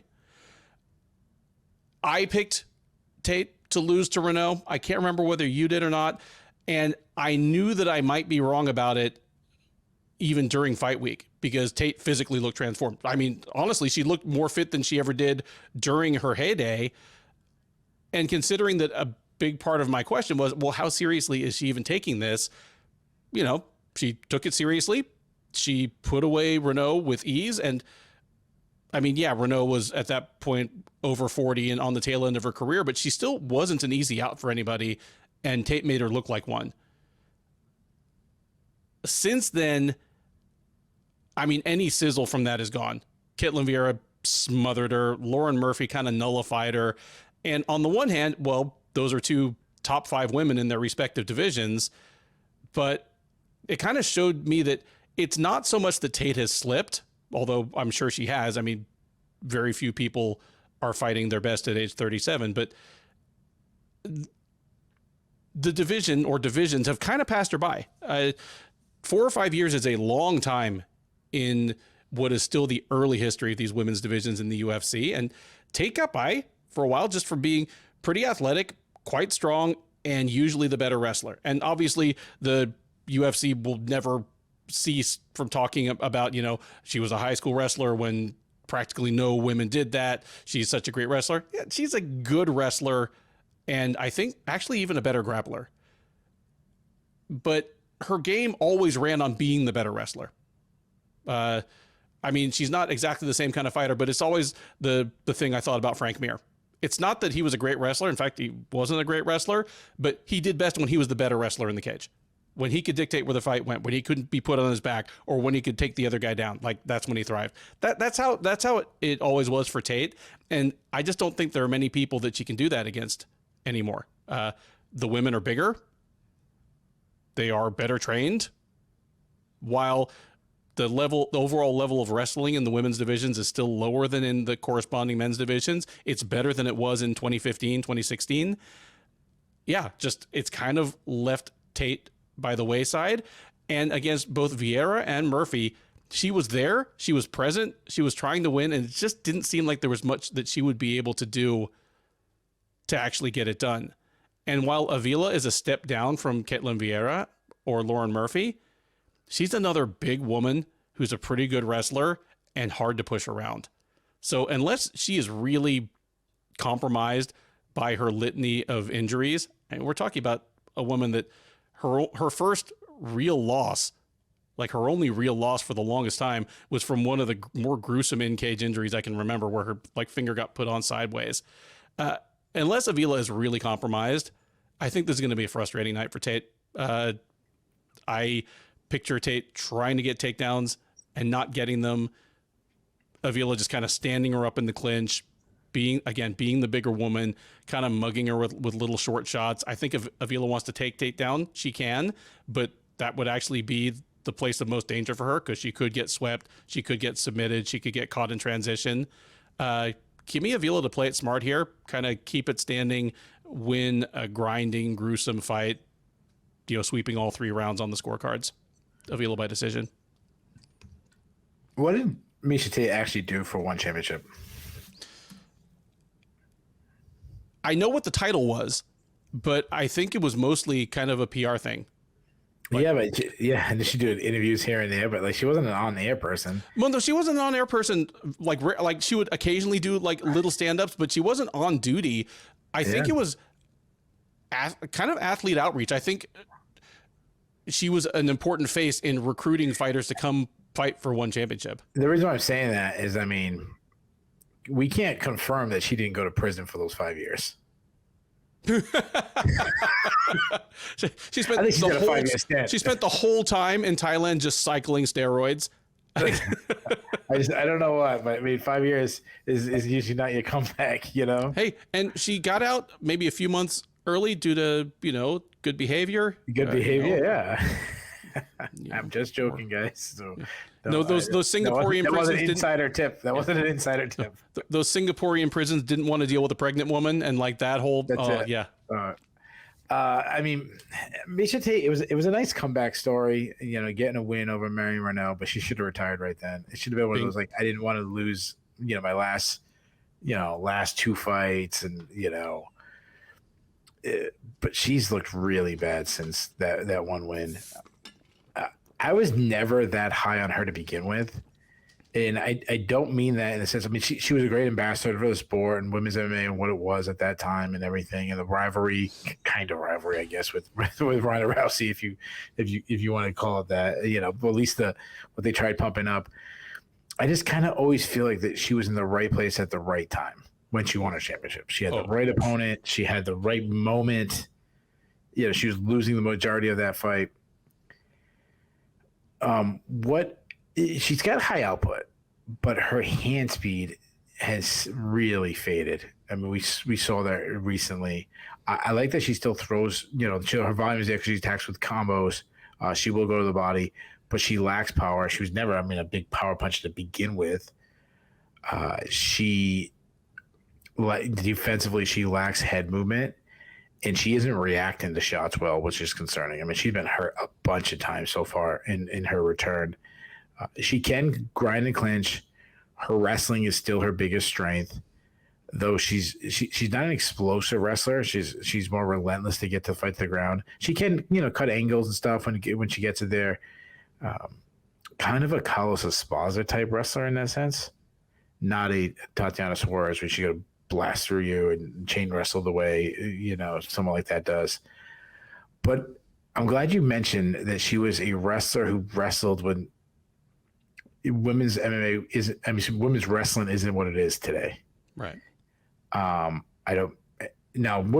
credentials in women's wrestling, it's still much shallower than men's, obviously. You go into any wrestling room. I truly believe this. I'm in 3 days a week. I'm in the best wrestling room in New England. I 100% believe that. I'm not even, I know it. Like, the level of success our team has. So I'm not trying to, bash women's MMA. I assume women's wrestling, but even our team, who has a very strong women's team, still has 30 guys for every one woman. So it is easier to get credentials in women's wrestling, but her level of wrestling, there's a girl on my son's wrestling team that she's a junior high, she's an 8th grader. And I don't want to say her name because I don't know if her parents would want her name be out there, but she's world class. She's won national championships. I'm 100% convinced that if Miesha Tate walked in and wrestled this 14-year-old girl, this 14-year-old girl would give Miesha Tate her ass in a wrestling match. 100% convinced of that. That shouldn't happen. Like, a 14-year-old girl shouldn't out wrestle a woman, who's supposed to be known for wrestling. Again, I can be wrong. I'm very confident. So I didn't mean to go on this weird side tangent. I just thought of it when we were talking. So Miesha's a top side grappler. She has pretty good control. She's a pretty good back take. She definitely has a submission threat. That's her best avenue of victory. Now, Julia Avila, she's a big bantamweight, more of a brute than an athlete. On the feet, she's a pressure striker. I like her output. She works behind a jab, follows up with combinations. She has pretty good power. She throws a lot of kicks. I love her high kicks. I love her stepping knees. But she has got a lot of defensive holds. Once she walks through punches, like she's one of the ones that wanted to eat one to give one. She keeps her chin high in the air. She can grind in the clinch. She'll look some upper body takedowns inside the clinch. But she's got some weak takedown defense. I mean, she was taken down by Sijara Eubanks over and over again, and she struggled to get back up. She does have 2 submission wins, including, subbing Stoliarenko in her last fight, which is good. But that, I agree with you said, that's an area of her game that probably would be eliminated because you probably don't want to play that game with Miesha Tate. To me, this really comes down to if Avila can stop takedowns or not. And to me, that's really Tate's only avenue for victory in this fight. And I say Avila can. I think Avila stops enough takedowns and then pieces her up in the in-betweens. I think Tate gets beat up bad too. She's probably too tough for her own good. I think Avila blows her out. I don't think she stops her, but I think we have like a one-sided decision, and I think this is a really good chance that this is Tate's retirement fight. Give me Avila by unanimous decision. Yeah, and worth noting that if the UFC followed its usual protocol, this was probably the last fight on Tate's comeback contract. So take that for what it's worth as well. Yeah, and then she won't fight for like 2 years, and then she'll take a bare knuckle boxing fight, and people are gonna pretend like there's some kind of excitement. The 6-fight main card of UFC Austin begins with a middleweight matchup between Punahele Soriano and Dustin Stoltzfus. Soriano, the 31-year-old Hawaiian by way of Las Vegas, is 9-3 overall. He's 3-3 since joining the UFC out of the 3rd season of Dana White's Contender Series. He is coming in off of a loss. He got TKO'd in the 2nd round by Roman Kopylov back in January at the Strickland versus Imavov fight night. So he'll be looking to bounce back from that at the expense of Stoltzfus, who needs some redemption of his own. 32-year-old Pennsylvanian, though he has lived and trained for a long time in Germany, is 14-5 overall. He's 1-4 since joining the UFC out of the 5th season of the Contender Series.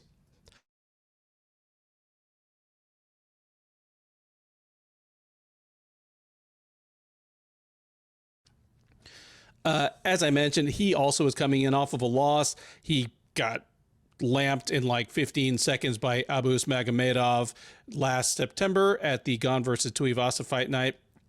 So he's been off for a little over a year. Coming back here, not too surprising that he is a substantial underdog. Soriano is minus 275, Stoltzfus plus 220. Keith, fight fans, MMA fans who are not of a certain era won't get this like you do, but Puna Soriano is a throwback Hawaiian fighter. Like if you came to this sport anytime, well, really anytime before BJ Penn won the UFC title finally in like 07 or whenever it was that he finally actually won the title, there was a stereotype of the Hawaiian fighter. They are wild brawlers, just, you know, throwing wild hooks with both hands, disregarding the ground game wherever possible, and ultra tough, iffy cardio. Like that was the mold of the Hawaiian brawler. Obviously, the lie has long since been put to that stereotype. I mean, the two greatest Hawaiian fighters of all time are Max Holloway, who is the opposite of a sloppy brawler. He's one of the most, you know, sublimely nuanced boxers in MMA history. And then, of course, Penn himself, who was a ground wizard who became one of the best boxers in the sport for a few years. But yeah, Puna Soriano he harks back to that old stereotype. Yeah, he is. And Rumble on the Rock days. Rumble on the Rock days. Nico Vitali. Yes. And yeah, like where you'd get local Hawaiian dudes that they all looked exactly the same, whether they were 155 or 255 pounds. They just, you know, guy with big power in both hands. He'll kick just enough. He's a better wrestler than he lets on, but would prefer not to. He, again, 2003 Rumble on the Rock style. He just wants to slug it out, brah. He really and Ray Cooper III are kind of the last two guys flying that flag for just the old school Hawaiian brawler. Yeah. And he has the limitations of one. He's 3-3 in the UFC, and he's basically lost every way those guys used to lose. Like against Brandon Allen, it was a wild first round, and then Allen kind of calmed down, realized, you know what, I've got reach on this guy, I'm faster, and I'm a much niftier striker, and Allen just kind of pieced him up at range for the rest of the fight. He busted up Nick Maximov in the first round. Then Maximov went, wait, what am I doing? I can take this guy down easy even though he's twice my size, and Maximov just ground him out for the last two rounds. And then Kopylov, Kopylov isn't a perfect fighter either, but he's a taller, rangier, more diverse kickboxer who, again, probably had a speed advantage. And he, again, just zapped Soriano. That's the book on Puna Soriano. People who want to stand in front of him, they have gotten crushed. All three of his wins are just crushing knockouts. Unfortunately for Dustin Stoltzfus, he does not have the wherewithal to follow the Allen, the Maximov, or the Kopylov route to victory. And whether he wants to or not, he's going to give Soriano chances to find his chin. It's cool that Stoltzfus apparently got a second contract in the UFC, because really, not only is he 1-4 with the promotion, but in his losses, there have been precious few moments where he even showed flashes. He's just not quite on that level. He's not very big. He's not very athletic. He's a good grappler who hasn't gotten the chance to show it very well, just because the guys he's fighting tend to be bigger, stronger, able to keep the fight standing if they want, or just, have nothing to fear from him on the ground, in the case of people like Vieira and Meerschaert.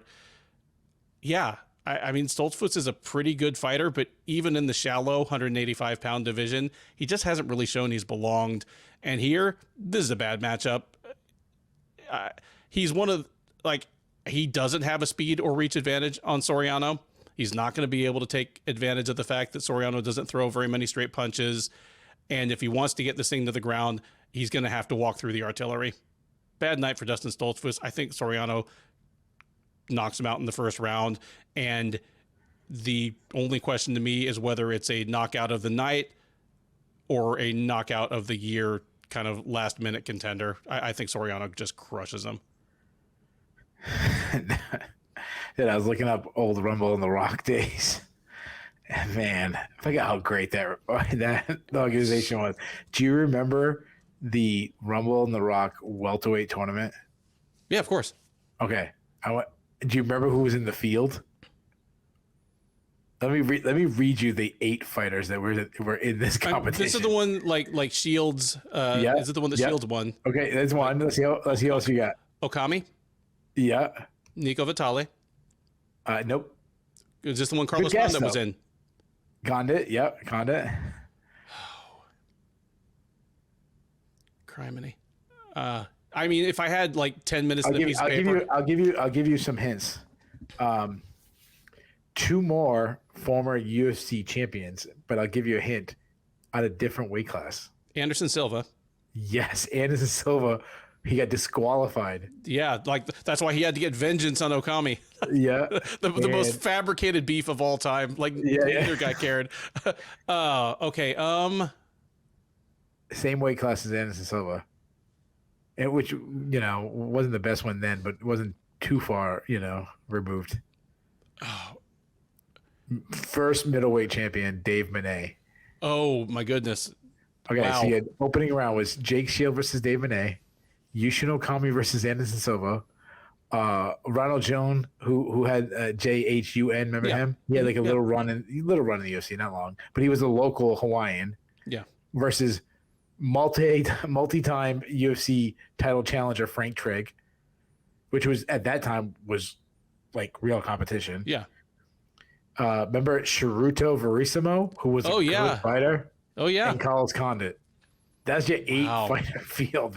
That's a hell of a tournament right there. That really is a hell of a tournament. And I mean, it was good at the time. It was good at the time and remarkable for what those people all went to do within the next 5 years. I mean, that's what separates it from like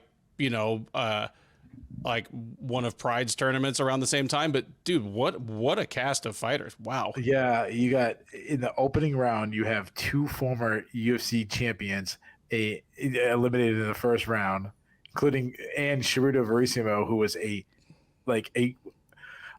all-time historic underrated fighter. Yeah.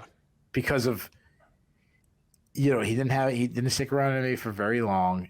I'm looking at his record right. He was 7-5, but he fought all the studs and he gave guys matches. He gave guys matches, and he's partly underrated because he was in the spotlight for such a short time, and because probably his most memorable fight was getting clocked by Robbie Lawler. When your most famous fight or no, that was Nico Vitale that got clocked. No. He ended up losing. It was Carlos Condit in that tournament that clocked him. Thank you. But he gave Matt Hughes and Frank Trigg back-to-back good fights. Mm-hmm. At that time, were probably the 2 best welterweights on the planet. Yeah, and beat Carlos Newton right before that, who was not that far from a championship. Yeah, kind of like the Hawaiian Pele, just the unsung dude that was right up there with the best guys at that era. Yeah. Anyways, back to this fight. Sorry to get sidetracked. We got to sprinkle a little bit for the old school doggers. Absolutely. I totally agree. It's like Soriano I think you described it perfectly. He's a southpaw that wants to throw down in the pocket. He's got fast hands. He's accurate, really good power. I go back to that Dusko Todorovic fight where he couldn't miss his straight left. He showed that he has a really good overhand left. I mean, he smashed Stelsha Limbula with it. He smashed Dusko Todorovic. I like that he mixes kicks into his combinations. He's a guy that, like you said, old school, like willing to step in the pocket, eat one to land one of his own shots, and that's because he can crack. He's got power and he trusts his chin more than his opponents. You mentioned his wrestling. He can wrestle. He's got some good entries. He that's the one thing. He will wrestle a little bit. He's good. But it's explosive, not very technical. He just gets on the hips, drives through. What we call getting to the second level. He shows that he's very strong at picking up opponents and slamming them. He also hit a couple foot sweeps from the clinch and really hard ground and pound.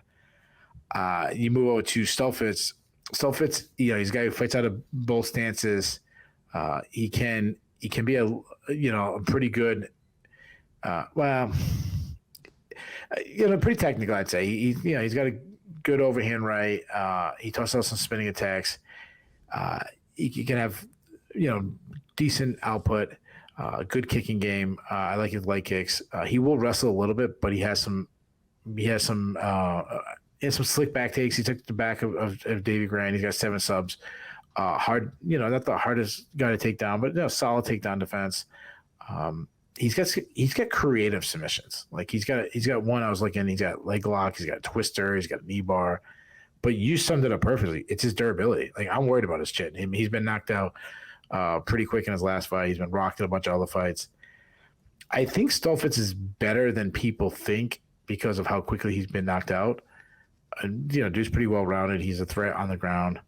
That said, I think Soriano's a little more well-rounded than he gets credited, and I think he can crack. And I'm with you. I think Stolfitz just walks into a shot, and I think Soriano puts him out. Give me Soriano by second round knockout.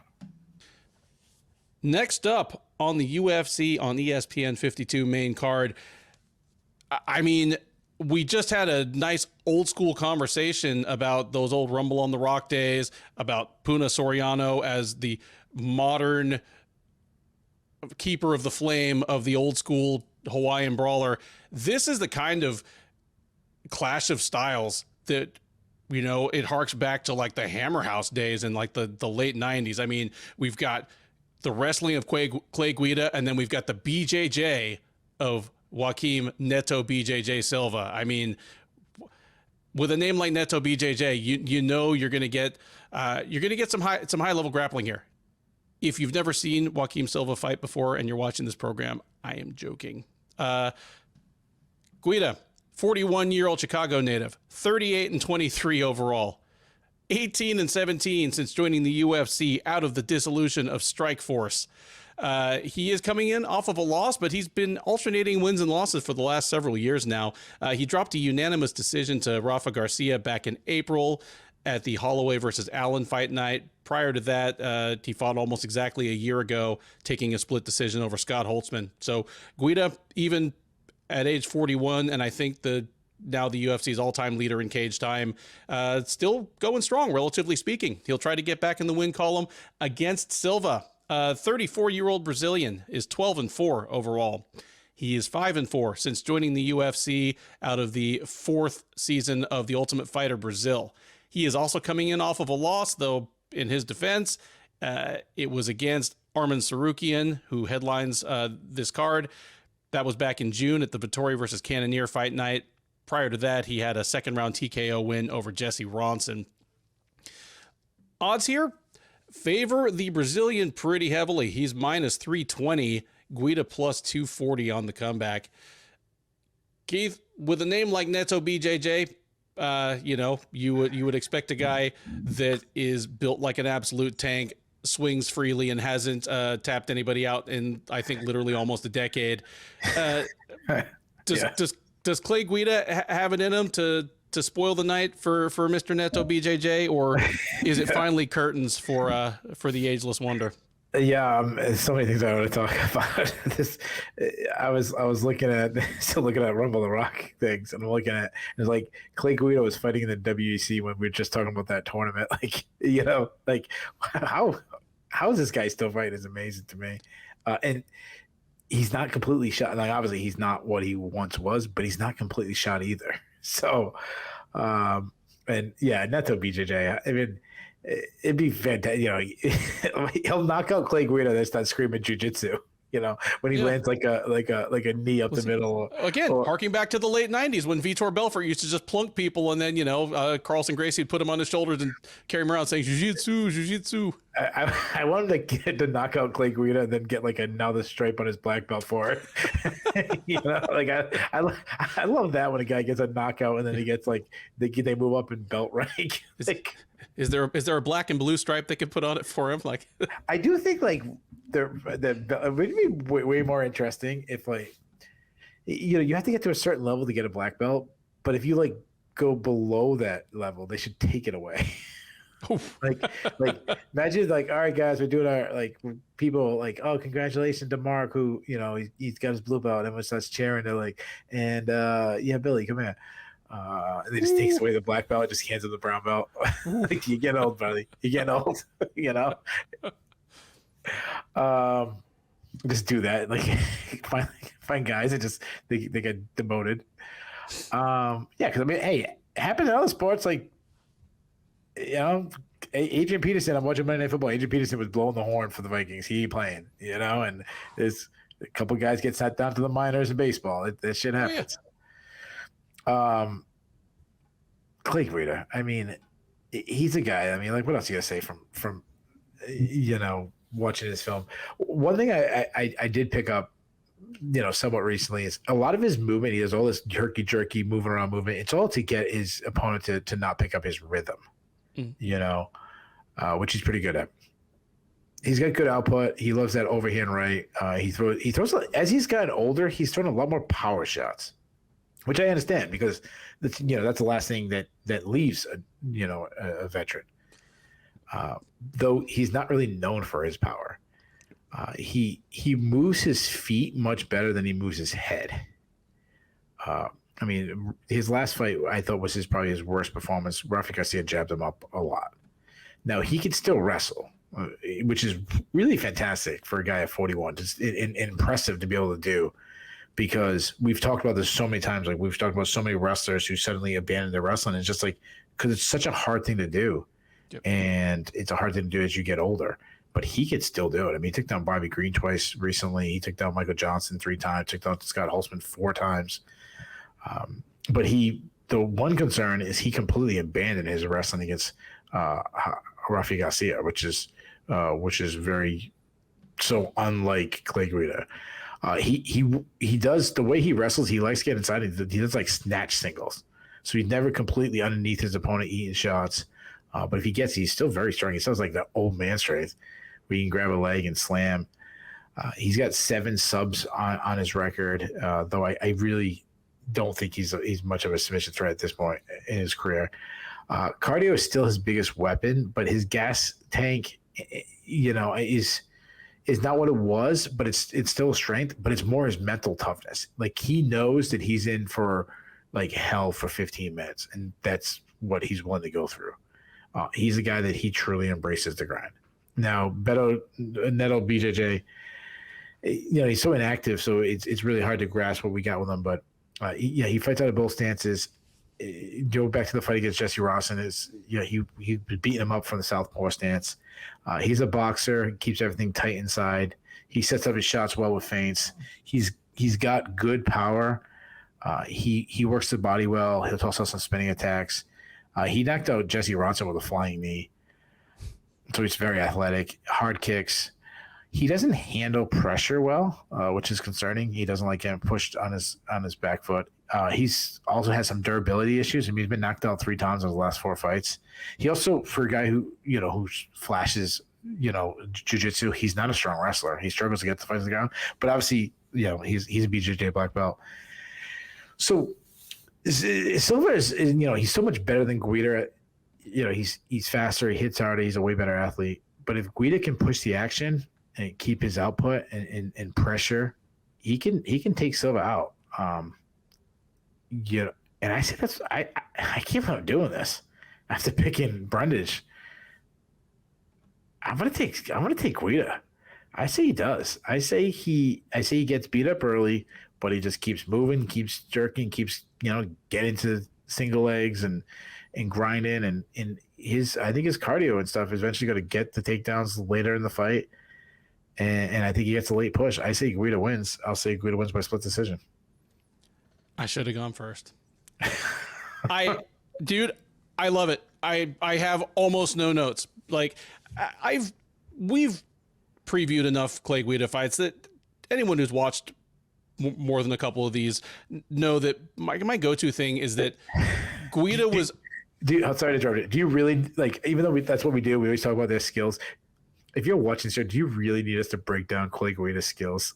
Like you don't know what he does at this point. But you say that, but you just finished pointing out that he's added a few wrinkles. Like, dude, when did he start throwing flying knees? He was like almost 40 years old, you know?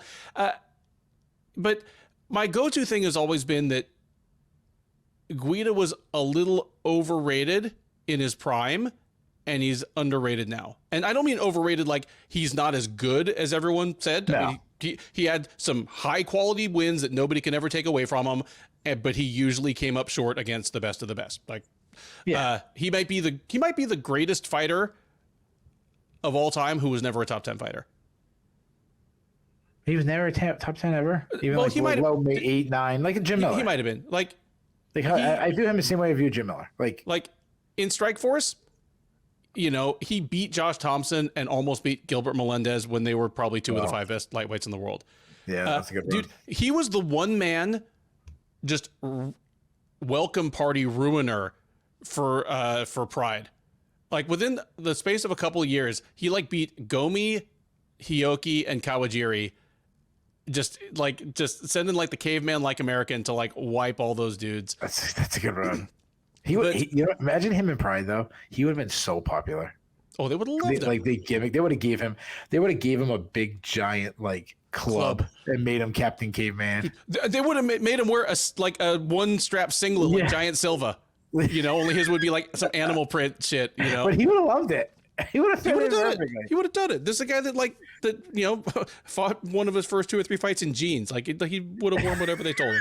Like, but so when I say overrated, I don't mean overrated in terms of achievement, but the thing about him was always, oh, he's the all action fighter. No, he was all movement. But remember his fight with Gray Maynard? How bad it was. Oof, it was. Oh, but speaking of you mentioned him rooting Pride fighters. What about Anthony Pettis when he came over from WEC and when Pettis was the champion? That was his debut and he lost to Guida. Wow, that's right, man. So, I mean, these days, you kind of said it. He no longer has all-time legendary cardio, but it's still better than average. It is remarkable that he's still as good a wrestler as he is. Again, his wrestling was probably a little overrated in his prime. Now it's like shockingly good. It's amazing that he's stayed competitive for as long as he has. We're talking about a guy that joined the UFC in 2006. He's been in the UFC for 17 years and counting. This will be, I think, his 35th UFC fight. He's got over 60 total fights. And he's almost like a tree that you can cut down and like look at the rings. Like he is emblematic of eras in the sport. He was a decent sized lightweight when he started out. That passed him by to the point that he dropped to featherweight and was pretty successful for a while. And now he's got to be one of the smallest lightweights on the roster. And yet he's still taking people down and he's still not getting pushed around by most of his opponents. It's wild. Silva, considering that Guida's chin has slipped a bit and that, as you pointed out, his head movement has never been as good as his foot movement. You know, he counted on that bouncing hair to be a distraction. There's every chance that Silva just catches him clean and puts him face down in the first round. And we go, oh yeah, Father Time's still undefeated. We forgot about that thing. But the longer this fight goes on, the more I like Guida. You used the perfect term, 15 minutes of hell. He's puts himself through it because he wants to put his opponent through it. And Joaquim Silva doesn't do 15 minutes of hell very well. His gas tank is exactly what you would expect of a guy that's built like him and swings like he does. He doesn't, he's not a ridiculous front runner or like the kind of guy that wilts, but he doesn't especially like when people take it to him. He doesn't especially like back and forth wars. If this thing gets out of like maybe the 3-minute mark, I like Guida's chances better and better. And I'm going with what's going to be a pretty massive upset here, same as you. Give me Guida to get one more serious quality win in his 40s as he, again, like I said, moves past 60 total career fights. If he were to retire here on a win, woo, great. We get so few storybook endings. And if he wins on Saturday, it's never going to get better than that from here on out. Take the Chris Lytle route and just do the noble thing. But Guida by decision, and I may or may not shed a tear if it actually happens. If he does retire, I mean, how many UFC events has Jason Guida got to go to for free? I don't know, 30. I don't know. Depending on how you measure success, he's right up there with, like, you know, Sean O'Connell and Drew Dober for the most successful fighters ever to get eliminated on day one of a tough season. There you go. There you go. All right, you ready for Brady versus Gastelum? Yep. All right.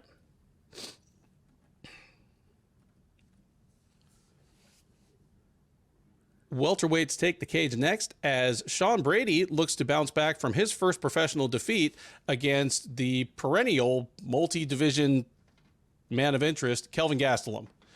Brady, the 31-year-old Philadelphia native, is 15-1 overall. He's 5-1 in the UFC. As I alluded to, he won his first 15 fights, his first 5 in the octagon, before running into Bilal Muhammad last October at UFC 280. Muhammad gave him more or less one-way traffic on the way to a TKO win late in the second round. Brady's been gone for a little over a year. He comes back and faces Gastelum, who is dropping back down to welterweight for the first time in quite some time. 32-year-old Arizona native is 18-8 with 1 no contest overall. He's 12-8 with 1 no contest in the UFC since joining as the middleweight winner of the 17th season of The Ultimate Fighter. He's 5-2 at welterweight. Those 7 fights, of course, plagued by his repeated difficulty making weight. He missed weight twice in those 7 fights. Both times missed it badly enough that he was actually closer to the next division up. And then there was one more of those fights where his opponent actually missed weight. And I do not know, as a side note, I don't know what the UFC thought was going to happen when they had Kelvin Gastelum and Johnny Hendricks fight each other at welterweight. They're lucky both guys didn't miss weight. Like, dude, you play stupid games, you win stupid prizes. And they did that at UFC 200 of all things. I'd rather see them in a hot dog eating contest. I bet you they've had some Shiner beer. Probably. Yeah, Johnny Hendricks clearly has. Yeah. Well, the UFC essentially forced Gastelum up to middleweight a few years ago. He's apparently gotten a dispensation to try his hand at 170 once again. The last time he fought was against Chris Curtis back in April at UFC 287. That was at middleweight. Gastelum won. But yeah, here he's dropping back down and he's taking on a once red hot prospect in the need of a bit of redemption. Keith, your favorite is -140. Your underdog is +110. Who are they? It's got to be Brady. You are correct. Brady is your slight favorite at -140. Gastelum +110. I wrote an article this week for the Sherdog front page. It's my usual pre-fight article, stand and deliver. I picked 3 fighters who are under extra pressure to perform for whatever. Like, dude, Clay Guida is under no pressure to win or lose. No. If he loses, he's not getting cut. If he wins, he's not getting a ranked opponent. It's the difference in his check. There's, sometimes there's more pressure. Brady's under a bit of pressure. He just had his first loss. And on the one hand, okay, yeah, Muhammad exposed the flaws that were kind of showing in Brady's game, but just hadn't cost him yet. Brady seemed to struggle to come up with a second idea for opponents he couldn't just overwhelm with his wrestling and grappling. And his gas tank looked a little iffy when he ran into such an opponent. That's the bad news. The good news is that Bilal Muhammad was maybe the perfect fighter to highlight those problems. Muhammad is a cardio monster and a very, very good wrestler himself. And Brady wasn't ready for it. But you know what? Nobody not named Leon Edwards has shown himself to be ready for Muhammad in like 5 or 6 years. He might be the second best welterweight on the planet right now. So, yeah, Brady moves on. And I like the matchup against Gastelum here because on the one hand, Gastelum is super tough. And while his offensive wrestling can be a little underused sometimes, not because he hates to, but just sometimes he seems to forget to. His defensive wrestling has always been very stout, and he's a better boxer with better power than Brady has shown himself to be so far. So if Brady really isn't the real deal, Gastelum might just do something similar to what Muhammad did. If Brady is the real deal, I think he should be able to handle Gastelum. I think he should be able to get him down. I think he should be able to keep Gastelum kind of... I mean, it might not be the kind of fight where Brady has Gastelum in back control for 3 minutes out of a round and is working for a choke the whole time, but just the kind of thing where Gastelum is on the bottom and he's in reactive mode the whole time, trying to keep from getting punched, keep Brady from advancing position, and doesn't even have time to think about like sweeping or standing back up. If he can keep Gastelum reeling on the ground like that, that shows that the Sean Brady game plan will work against kind of top 15 quality talents. If Brady is forced to spend time on the feet against Gastelum, I'm interested in how that looks. Gastelum's always been, he's always been a good boxer at 170 or 185, and has good pop when he sits down on his punches. I'm leaning Brady here. He's had a full year to kind of regroup. He's going against a guy in Gastelum that has not had to make 170 in several years, and he was bad at it back then. So I think Gastelum either blows weight, and comes in at like 180 again, like he did, previously, or he makes weight and it actually compromises him, and Brady maybe gets a little bit of cushion against his own gas tank waning late, because maybe Gastelum won't have enough left to take advantage of it either. Give me Brady by decision here, and I have no rooting interest in this fight, but certainly I would like to see Brady have to face some adversity here, maybe go deep into the fight, come up with a plan B if he can't just take Gastelum down and immediately start wailing on him. But yeah, Brady by decision. Yeah, I think this is good matchmaking too, in the sense, based on the name of Gastelum, he draws a moderate contender, and if he wins, obviously he's going to get a bigger name next, and then same with Brady. I mean, if you use these aging veteran, I know Gastelum is much younger than his fight years, but you know what I'm saying, like the guys that. Let's be honest, like Gastelum at this point of his career has not won a title, but you get over the next guys, like a Sean Brady, like a Ian Gary, like a Michael Morales, good kind of guys. I mean, the list is really long at welterweight. Gastelum, who knows what we're getting with him? I mean, he hasn't been on much of a hot streak. I mean, I think he's won 2 fights of his last 7. Add in a new weight class, which we know historically he can't make weight for, and I don't know why anybody would have confidence that he would now. He was forced out of the. You mentioned he was forced out of the division for a reason. Speaking only for myself, it was easier to lose a few pounds at age 22 than 32. Yeah.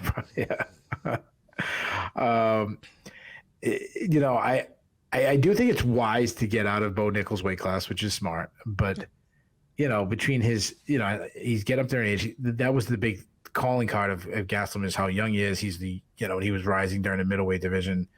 He's the young buck. He's the guy. But, he's been inconsistent. He's had moments of motivation, questioning his motivation. He's been undersized, added a slew of injuries on top of that. I can't see many people feeling confident in Gastelum. Now, I will say this, in fairness, it was Cannonier was his last fight. No, Chris Curtis. He beat Curtis. Curtis. Curtis. Oh yeah. Chris Curtis. Wait a minute, was that at welterweight? No, it was at middleweight. It was middleweight. Okay, because they both have kind of fought both divisions. That's why I was trying to second guess myself for a second. Chris Curtis is on the size middleweight too. So I'm sorry. So yeah, he beat Chris Curtis, and then that's a good win. And I know there was a lot of controversy with the what was it, Clash of Heads, right? Mm-hmm. And then before that he beat Cannonier, and I'm sorry, he fought Cannonier. I actually thought he beat Cannonier, but I know I'm in the minority. It was at least one where it wasn't a poor showing. No. The problem is like he's had moments like that where he's looked good, and then he gets smoked by Jack Manson. So he's very inconsistent. He's southpaw who, he's more athletic than he looks. He moves well, quick hands, but I wonder if they will still be quick when he goes down to 170 and is a little bit older.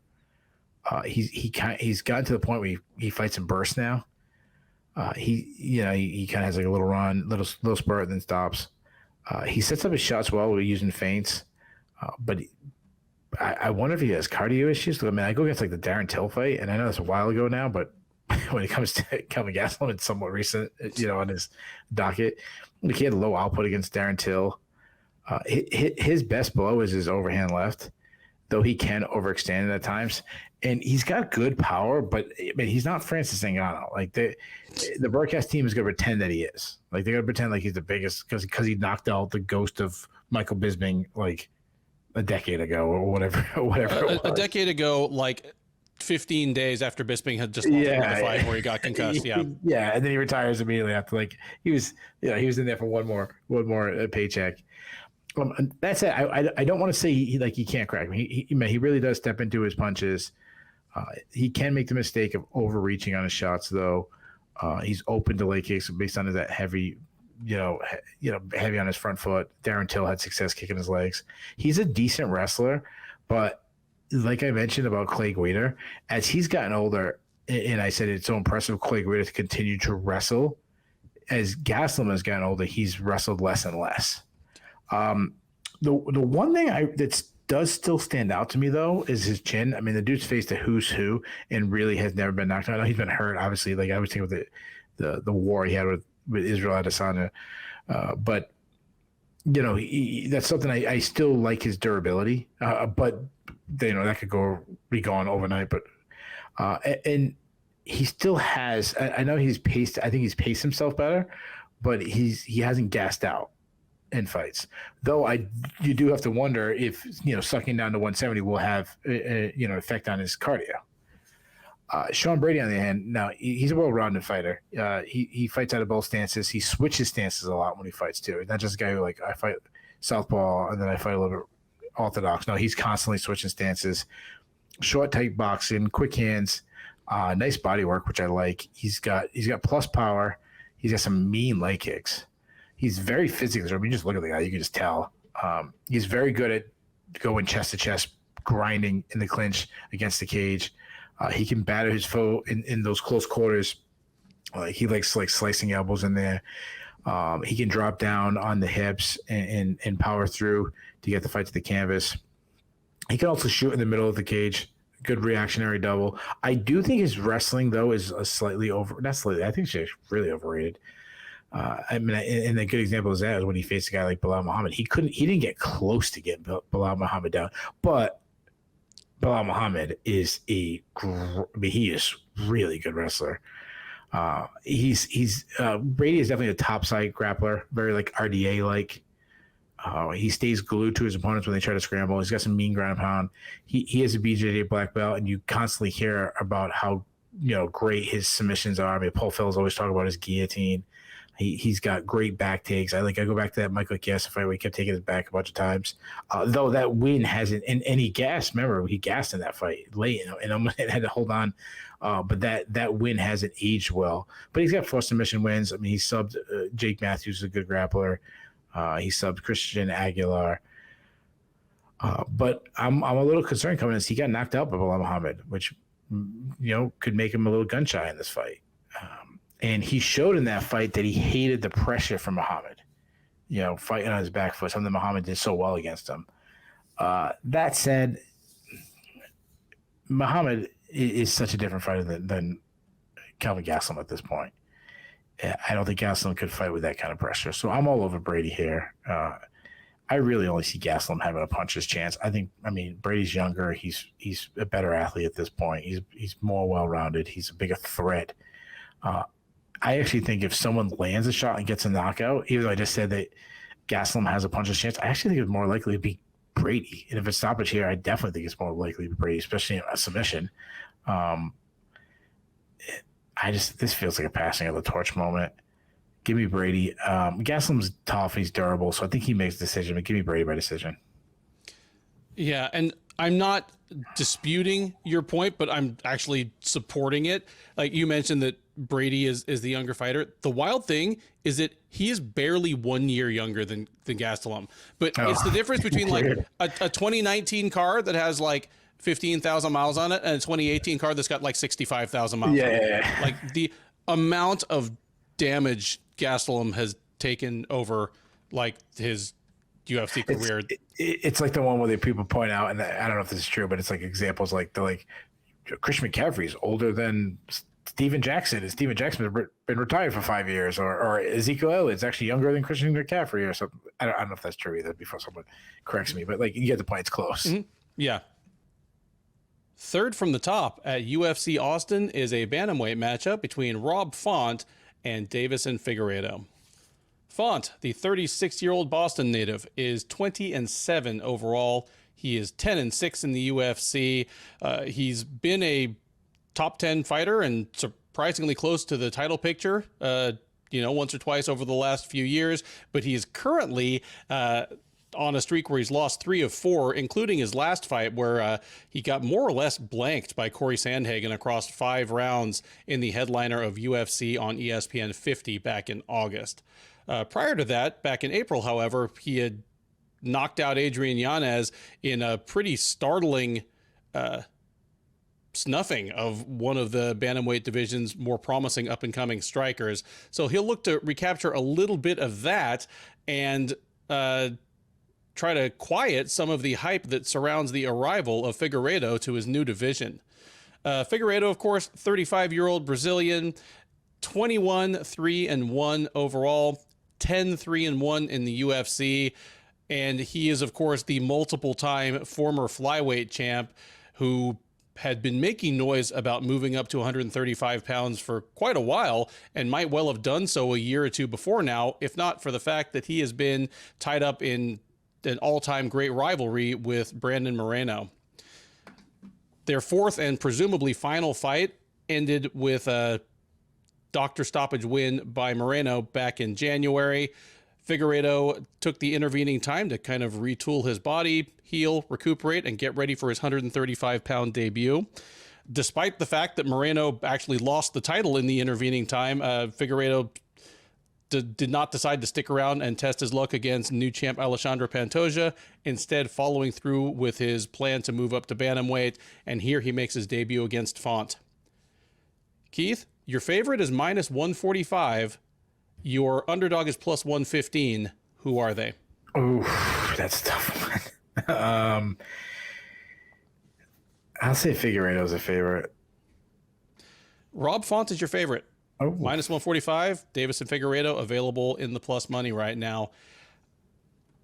Obviously, I love this move. It was a more obvious move for as long as Moreno was the champ, because hell on earth would have had to invert for there to be a fifth fight. But even so, we're talking about a guy that he is a massive flyweight who had demonstrable trouble making the flyweight limit, and that was before he pushed into his mid-30s, which is where he is now. I mean, he's going to turn 36 in a couple weeks here. So yeah, overdue. If he had simply won the first 2 fights against Moreno, or even had a draw and a win, maybe he moves up to 135, and vacates, and he's already been in this division for 2 years. But better late than never. And I feel as though I've been complimentary of the UFC's matchmaking for several of these fights, where other times we're critical of it. But I liked Julia Avila as the appropriate next test for whether Miesha Tate has anything left competitively. I like Brady versus Gastelum. I like Guida versus Silva as a winnable fight for Guida. That's not just a complete laugher where they're signing some chump off the Contender Series or something. I like this as a test for whether Deiveson Figueiredo is just another guy at 135, or he's a person of immediate interest in the title picture.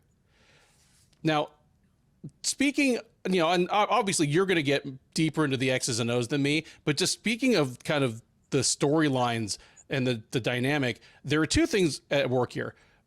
Working in Figueiredo's favor is that it's already pretty crowded at the top.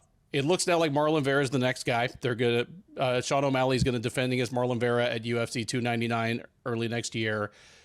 Presumably, Merab Dvalishvili is next after that, and we're assuming now that Aljamain Sterling is in fact going to fight up at 145 next, and he's stepping out of line.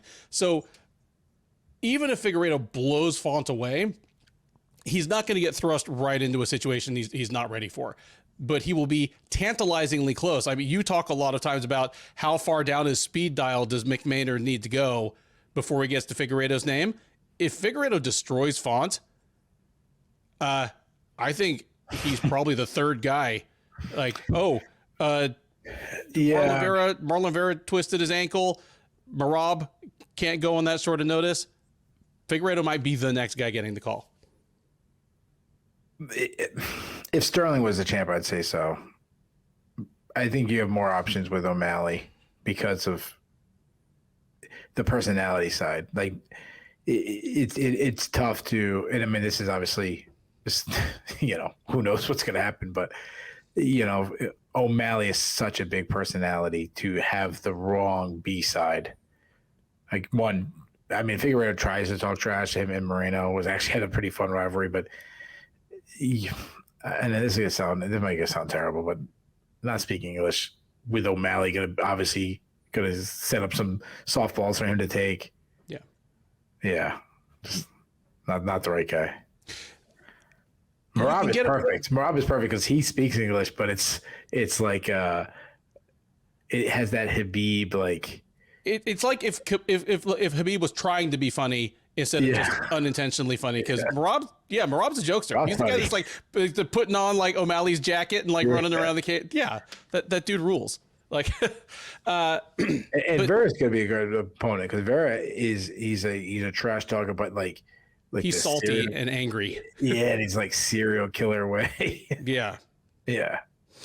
But I mean, the point is, no matter what he does to Font, he's not the next guy. At best, and you're even backing me off a little on that. At best, he'd be like number 3. It's rare that an all-time great from a division in the UFC moves to another division relatively close to his prime and is going to get that kind of cushion. But that's also the downside. He's about to turn 36, and at this point in his career, he's a fight twice a year guy at best. That's at best. He's more of a fight once every 18 months guy. And so if he loses to Font and he has to go back to any kind of line, he may just lose to Father Time. This one means a lot for both guys. It means a lot for Font because I'm talking about Font as the perfect first test for Figueiredo. But if you ask Rob Font, I'm sure he doesn't think of himself as anybody's perfect test. He thinks of himself as a contender and future champ who just happens to have fallen on some hard times recently. But having said that, I like this as a test for Figueiredo, also in terms of the realities of his new division. Because Figueiredo was a big flyweight, but he wasn't the tallest flyweight. He was like tall enough and built like just broad and muscular.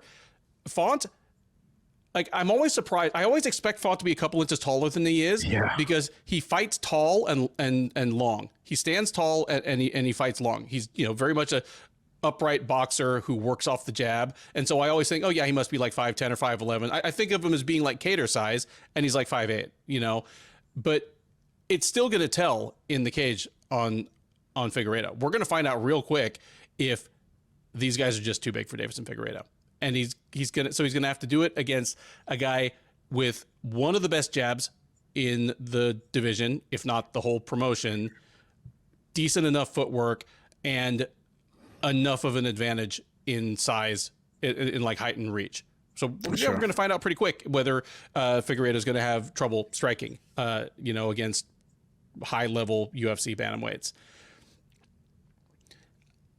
A lot of what made Figueiredo's game kind of unique at flyweight, I'm interested to see how it carries over to bantamweight, because men's flyweight, generally speaking, every fight is like one of those Looney Tunes dust clouds. They're all so frenetic and aggressive. Like you pull any of them, like Moreno, Pantoja, Alex Perez, Matt Schnell when he's not in the hospital. Like Figueiredo and Kai Kara France are kind of the only two guys that are more measured. And Figueiredo, I've always compared him to Jose Aldo, where he fights like a guy that's managing his gas tank. It's more of a wait, and then burst with a single strike or a combo and then go back into wait mode. Like he's one of the better guys in the sport. Yoel Romero. Yoel Romero. And for the exact same reason. He knows he's faster. He knows he hits harder, but he also knows that his gas tank is limited. Like he's in a video game and he's got the ammo counter right there. Like I got 20 missiles left. And it was a unique look at 125. It's still going to be somewhat unique at 135. And if his blistering leg kicks, if they're going to work at this level, we're going to find out real quick against Font, because Font has trouble dealing with leg kicks. You know, he just very much a boxer. He's one of the purest boxers in the UFC. It's not to say he's one dimensional, just to say that if he gets the kind of fight he wants, it's going to look like a boxing match in 4-ounce gloves. I want to see Figueiredo just bouncing into range with just a blistering jab, right cross, punctuating it with one of the very Jose Aldo-esque leg kicks.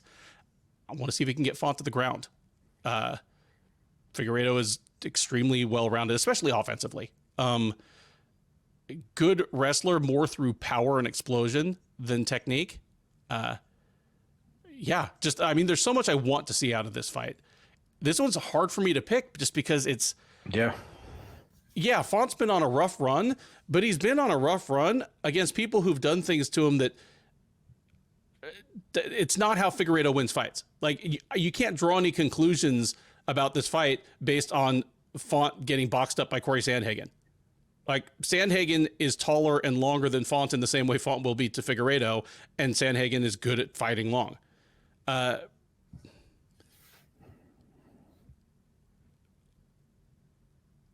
know Font is the slight favorite, but I'm kind of leaning Figueiredo here. I think we're going to see a guy in the cage on Saturday that looks like he's gotten a new lease on life by not having to cut that other 10 pounds. He's going to be smaller than a lot of his opponents, but if he can navigate Font's jab, if he can get into his preferred range against him, then I'm comfortable saying going forward that, yeah, Figueiredo's smaller, but not in a way that's going to hamper him all that badly. I think he can make up for a lot of it just with his aggression, his explosion, his rhythm, his power.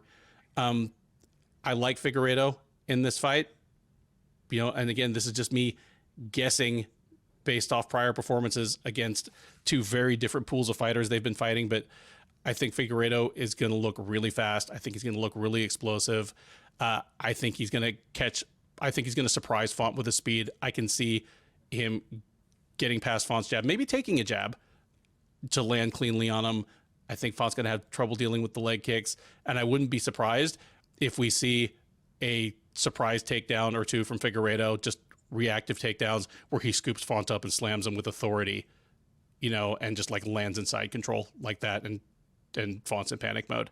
Give me Figueiredo here to win a surprisingly one-sided decision over Font, and for the chatter to really start cranking from everybody except maybe Figueiredo himself.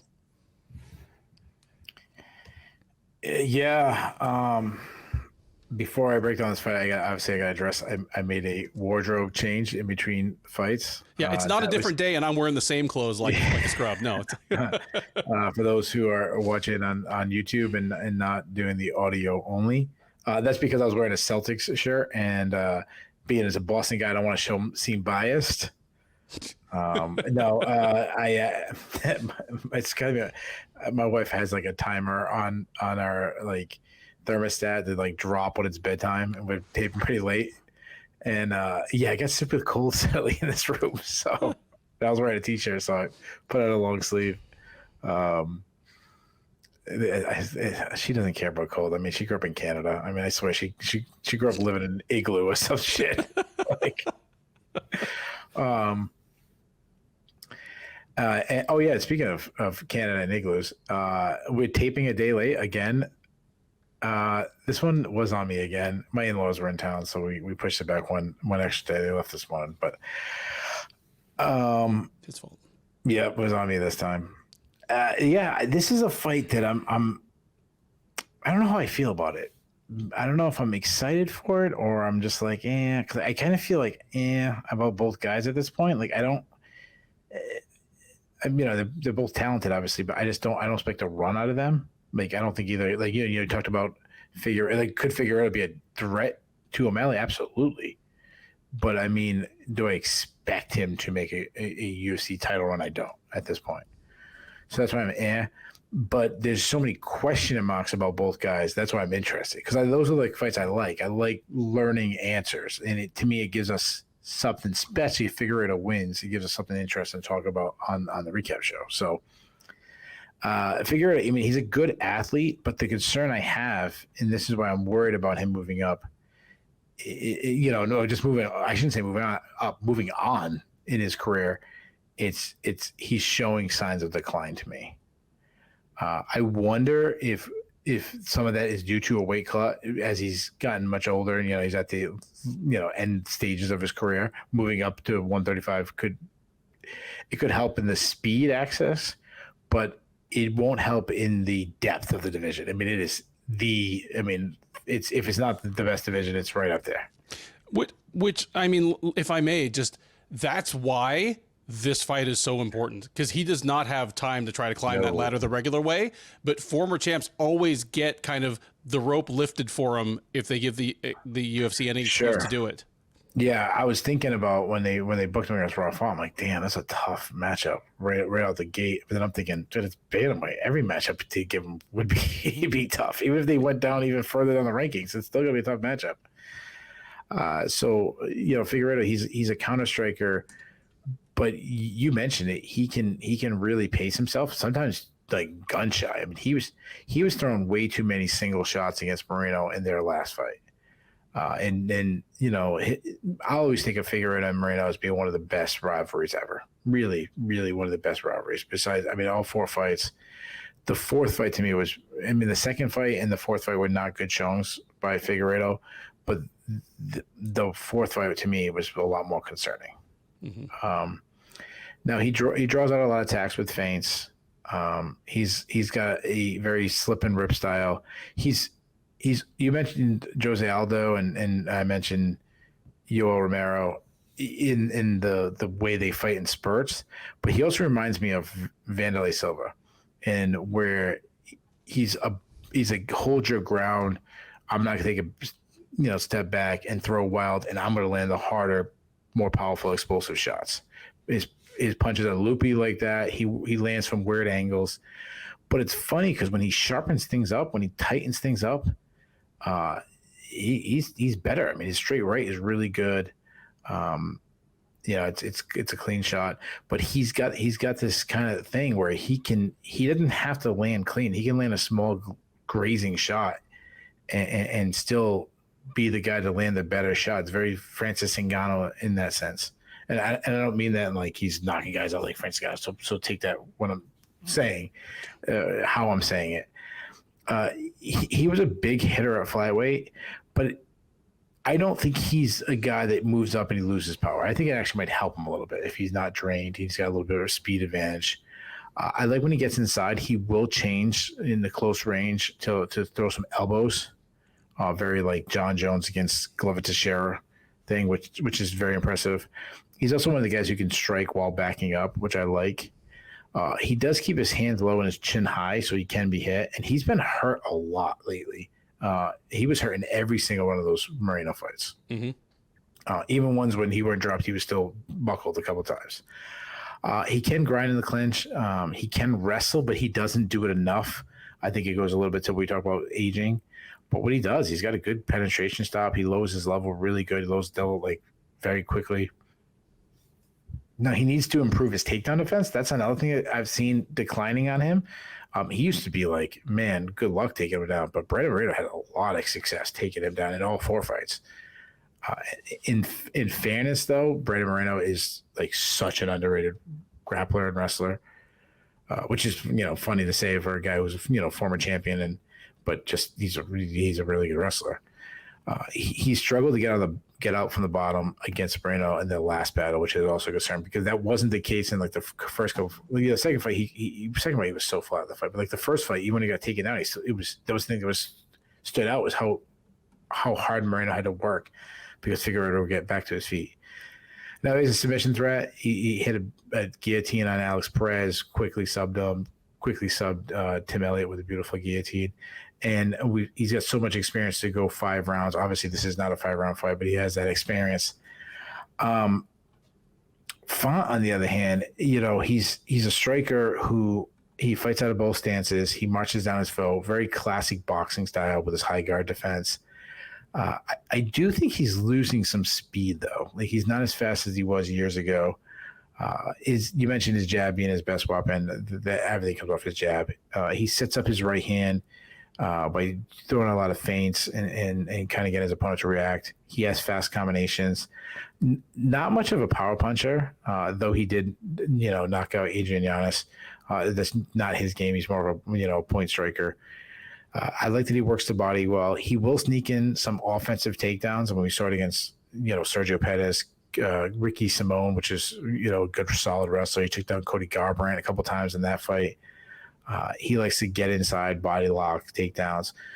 But he is a terrible, terrible defensive wrestler. I mean, Corey Sandhagen took him down at will. I mean, that was a big thing. Knock him. Now I know Corey Sandhagen, I think he tore his bicep or something. He did something in the fight, which, could be a little bit excused why it wasn't the most exciting fight. But I mean, all Sandhagen was doing wrestling, and Font had no answer for it.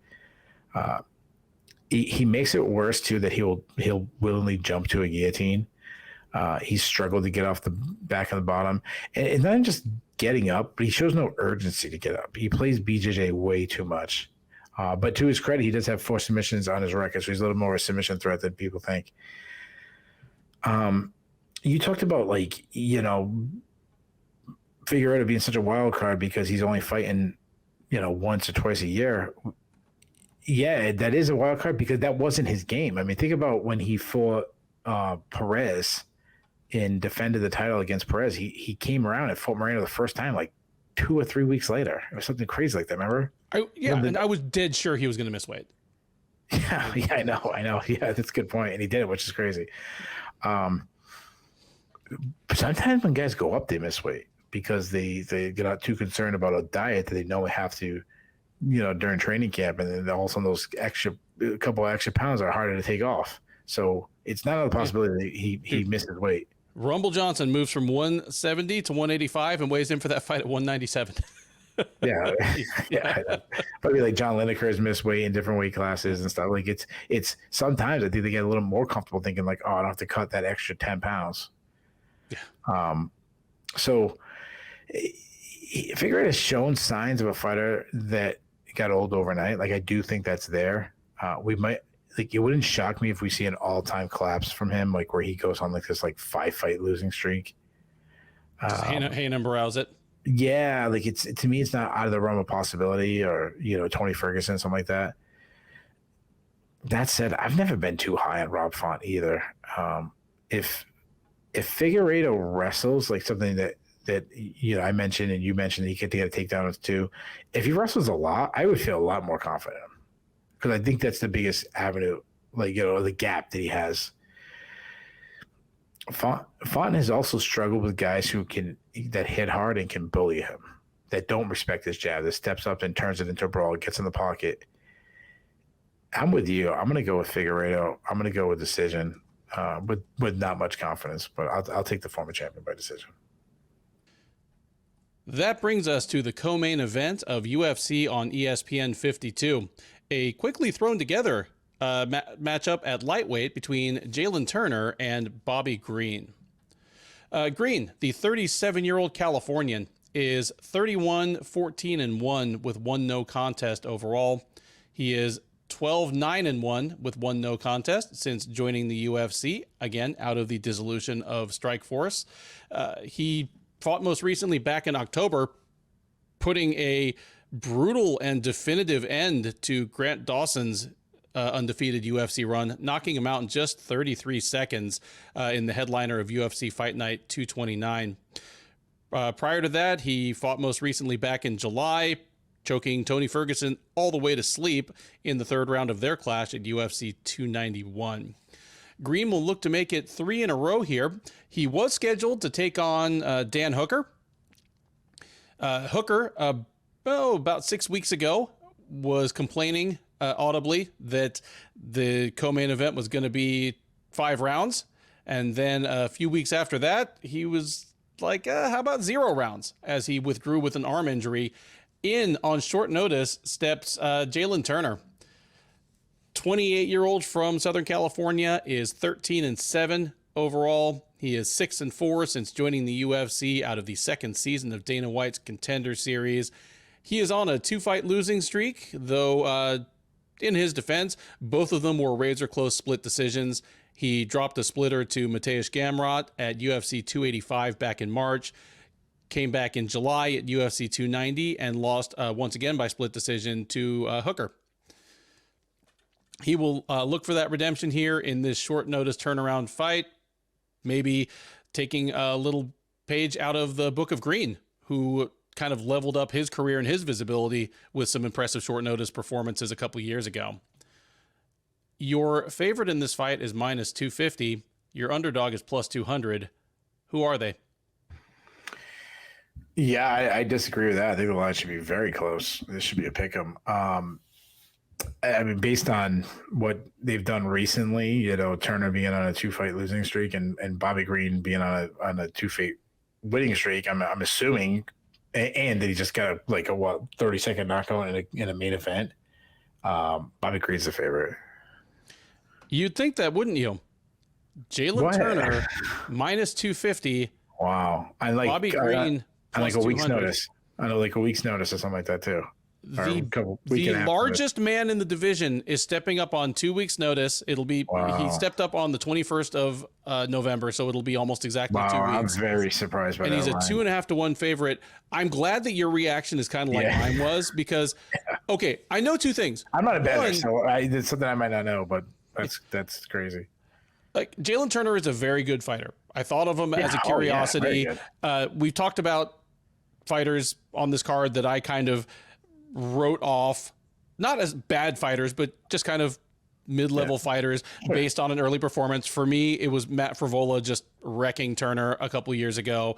And Turner turned around and won his next 5 fights in a row, all by stoppage. And I had to come around. And yeah, he's coming into this fight off of 2 back-to-back losses, but one, they were to Mateusz Gamrot, a top 10, if not top 5 guy, and Dan Hooker, a perennial top 15 guy in 2 different divisions. And in both cases, it was a righteous split decision. Like, one of the official judges and one of the Sherdog judges scored each of those fights for Turner. And in the case of the Hooker fight, it was me. I thought he beat Hooker. Like, Turner he's right there. If he'd won either of those fights, he'd be in the title picture right now. Like, if he beat Gamrot in March, he'd be in the title picture right now. If he'd lost to Gamrot and came back and beat Hooker, he wouldn't be like too much further from it. So he's right there, but this is a huge ask. Of the 2 of them, Green is almost a decade older. The gap in experience is even greater than what you would expect it to be based on their relative ages. And Green is exactly the kind of veteran who's not going to be phased at all by this change.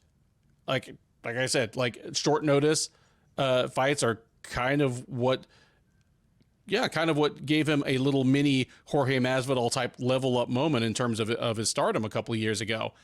And meanwhile, you're taking Turner, the largest lightweight on the roster. I will brook no argument of this.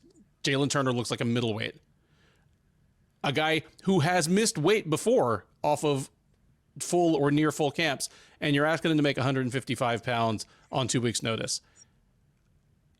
Even if I thought Turner should be a minus 250 favorite over Green if they both had full camps, I would feel dicey about that here because Green's not going anywhere. The only people that have made short work of Green, it's Islam Makhachev. That's it. On days' notice. Yeah.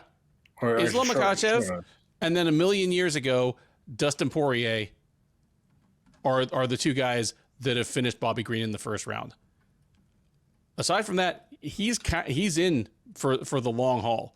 Yeah, Drew Dober knocked him out, but he knocked him out in the second half of the second round of what had been a competitive fight. I don't know what Jalen Turner looks like at the midpoint of the second round of this fight. I think Turner needs to either knock Green silly or club and sub him. Like Turner's grappling game is absolutely venomous, as you would expect. And I promise that wasn't an intentional tarantula pun. But, he has an very underrated, very opportunistic, venomous submission game. So I could see him just blasting Green in the first round, or hurting him bad and jumping on a guillotine or jumping in, just taking his back in a flash and choking him out like he did to like Uroš Medic or something. But I think that's the outside chance. I was surprised to see the line here because not only do I not think Turner should be this big a favorite, I kind of favor Green straight up. Wow. I think it'll be close. I think Green will probably struggle, especially early, to navigate the reach of Turner, but he makes good in-fight adjustments. It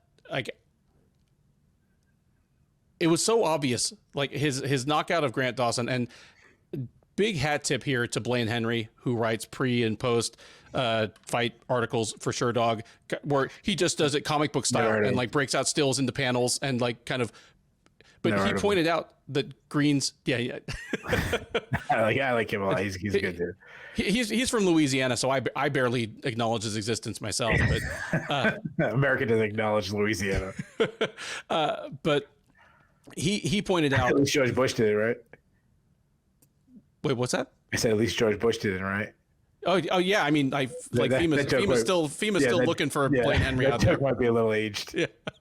Don't at me, Republicans. I am the Republican on the show. Yeah. He's if he can laugh about it, we can all laugh about it. But he pointed out that Green's knockout of Dawson, it only took 30 seconds, but it showed that Green had watched the tape on Dawson and knew his tendencies. And even in just 33 seconds, baited him with that same technique and made it count the second time. That's the kind of fighter Green is. Like, surprisingly cerebral. I think he's going to figure Turner out.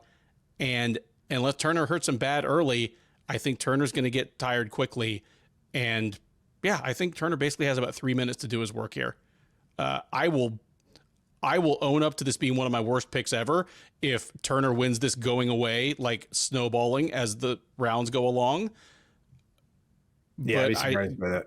But I don't think that's what we get here. I think Green survives, maybe a few scares early. Maybe he drops the first round, gets hurt, but takes over and wins this going away. And maybe he dusts off his own unsung, underused, wrestling late in the fight to seal the thing on an exhausted Turner, because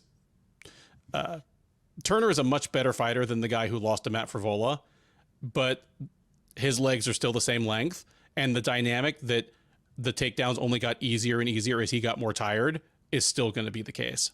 But yeah, Green wins this thing by winning the second and third rounds, and it's apparently a pretty big upset.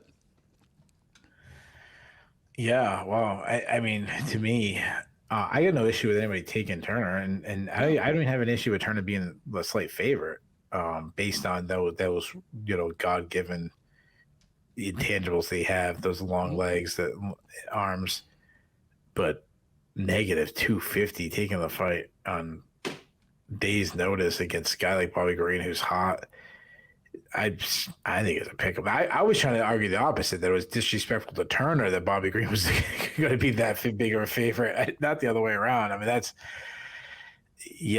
mean, Wow. I mean, Turner. I mean, he's the biggest lightweight probably ever, right? Like, anybody ever been bigger than him? No, he's You keep pounding the point. I'm also worried about him making weight. I started noticing what a depleted guy will look like.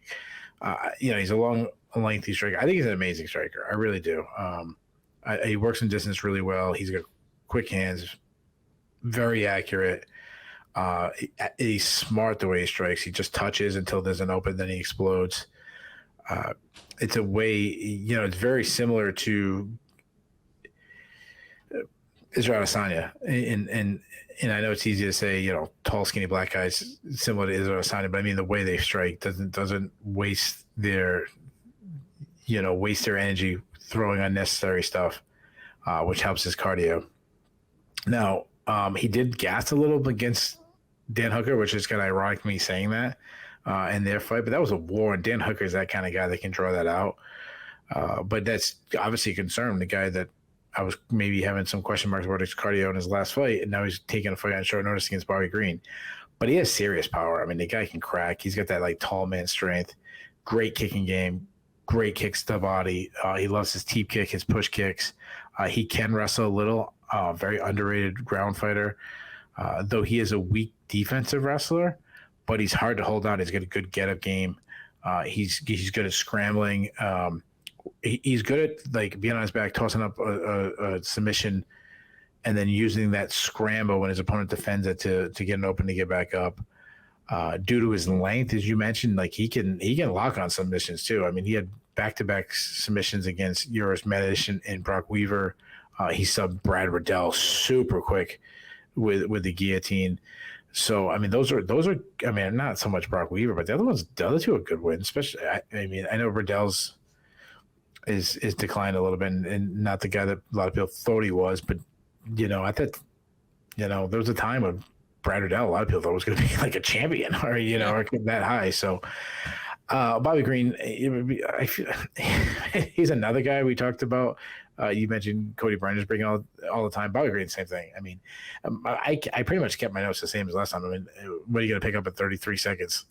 This could be so much different than what it was a month ago.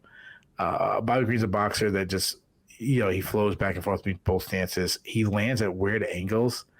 And that's because he drops his hands and he works like behind a jab, and it's like it's like the Floyd Mayweather style up jab. It's definitely like his best move. He moves really well. He lands while being pressured back. He likes to throw down and pocket box and kind of roll with punches and counters. He looks for elbows inside.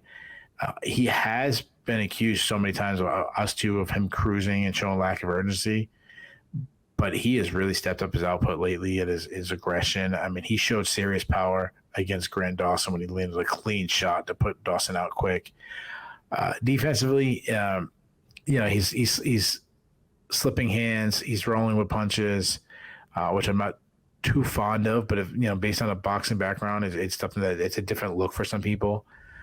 He has been hurt more recently than you think. I mean, he got hurt by Tony Ferguson. He got knocked out by Drew Dober, which is not a knock on anybody. Drew Dober can knock out a freaking zebra, but Tony Ferguson dropped him, which is a little more concerning.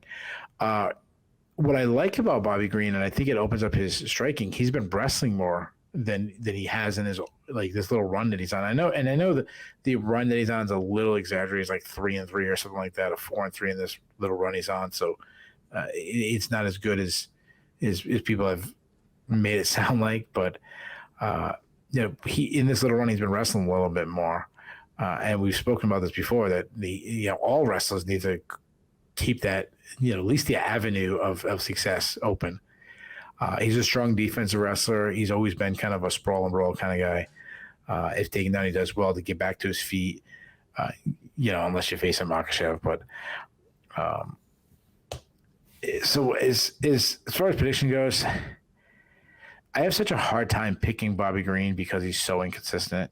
I have a hard time picking against Turner due to his his length and size. Man, I'm with you, man. I'm going with a big upset too. I'm picking Green. He's been so much more aggressive, which I like. I feel like for years he's been his own worst enemy, and now he's letting his hands rip, and they're good. And dude he's a good striker. He's going to have to get past the kicking range of Turner and get in the pocket. I could see Turner maybe coming out wrestling more than usual, based on Bobby's Green boxing style. But I don't take too much from a loss against Dan Hooker, even though it's not what it was years ago. I still feel of those two guys, Hooker and Turner, that and Turner just replaced Hooker, so you think like, oh, it's a lesser matchup because Hooker beat Turner. But if you told me like one of these guys will be UFC champion one day, I would go Turner. If you asked me who would be UFC champion between Turner and Bobby Green, I'd say Turner. I'm with you, man. I think this is going to be the bad matchup. I think Green might be a little bit faster than him. I think he's going to work him. The weight cut bothers me, and it's just like a lot of things are against Turner in this fight. So I say Green gets the better on the feet and wins a pocket boxing matchup. Give me Green by decision. All right, that's another unanimous call for a pretty substantial upset on this card. You're on your own if only one of us is picking an upset, but our track record has been pretty good if we're both feeling one unanimously. And as we never fail to mention, we don't talk about this stuff before we get on. Like we do about a 3-minute planning session just to make sure we have the same lineup in the same order, and then we let her rip. Yeah, how are you? How are you? What's going on? Yeah. That's it. Let's go. We don't like each other. We try not to talk as much. I mean, the very fact that Mike Fridley put us together and made us do the show over and over again. After every week, one of us is begging him to change it up. Begging, but this is our punishment detail. I actually went and figured out today when our first show was. Okay. UFC 250, June of 2020. UFC 250? Yeah. It was the Nunes versus Spencer. We should redo the shows and then see what our prediction going off memory. We'd have to, because all the ones that were hosted on Loudmouth MMA got deleted. Oh. With that, we come to the main event of UFC on ESPN 52. A high-stakes lightweight contenders matchup between Beneil Dariush and Arman Tsarukyan. Dariush, the 34-year-old Californian of Assyrian-Iranian descent, is 22-5-1 overall. He's 16-5-1 in the UFC. He lost his last time out. It was a mauling in the first round at the hands of Charles Oliveira back at UFC 289 in June. Prior to that, he had won 8 straight fights in one of the hardest divisions in which to do so, plowing right through the lower reaches of the top 15 and top 10 and minting himself one of the more overdue title contenders in the organization. Everything came to a crashing halt thanks to DeBronx. He's going to start to build a new win streak here, try to remind us that he hasn't gone anywhere, and he's going to need to do it against Tsarukyan. 27-year-old Russian of Armenian descent is 20-3 overall. He is 7-2 in the UFC. He is on a 2-fight win streak since dropping a unanimous decision to Mateusz Gamrot last June. He has back-to-back wins over Damir Ismagulov and Joaquim Silva, who fought a little earlier on this card. The most recent of those, the Silva fight, was a third-round TKO at UFC on ESPN, Vettori versus Cannonier. Odds here, I don't think you should have too hard a time guessing this, but the favorite is minus 275, the underdog plus 225. Who are they?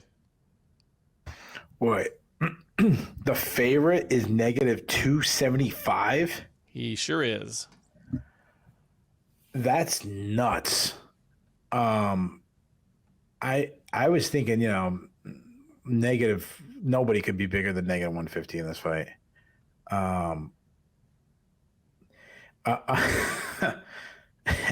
who's doing these lines? Like a freaking intern they brought in? Like is someone like, you know, they did the matchmaking contest with the UFC? Is there like a booking like contest or some freaking college like frat boy one or something? I mean, if they don't get this right, they don't keep their jobs for very long. And it's again, right. you don't need to be told this, but anyone watching, it doesn't necessarily reflect who they think is going to win or how badly they think they're going to win, although that factors into it. What they're looking for is the line that will bring in money on both sides. Yeah. There's got. I mean, I know there's more science to it, and they probably got me. They got me wanting to bet. I'm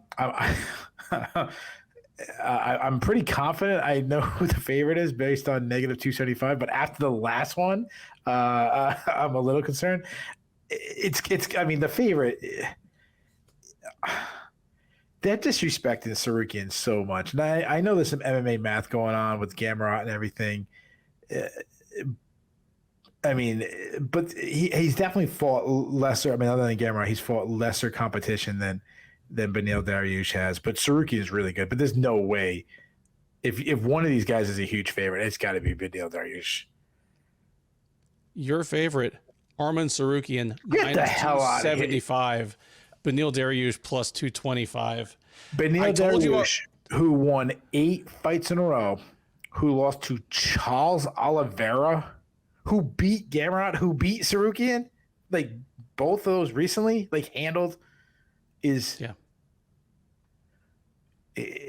to be the gray hair. Like, what the hell is it? I'm so glad you mentioned that, because I mean, if you don't mind, I'll just go ahead and go. Yeah, Dariush is really fucking good. I'm gonna say something. I'm gonna let you go, but I'm gonna say something right now. Yeah, go for it. Okay, give me the guys. If I was okay, I'll give you the guys. If I was setting a betting line in the division of who I would rank at -275 over Beneil Dariush, Islam Makhachev,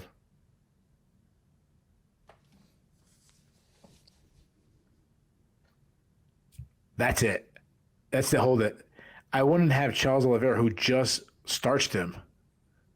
I wouldn't have Charles Oliveira that big of a favorite over Beneil Dariush. I wouldn't have Justin Gaethje that big of a favorite.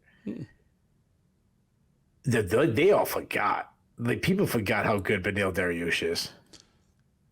I could not agree with you more. Yeah, take it away. I'm sorry. I'm sorry.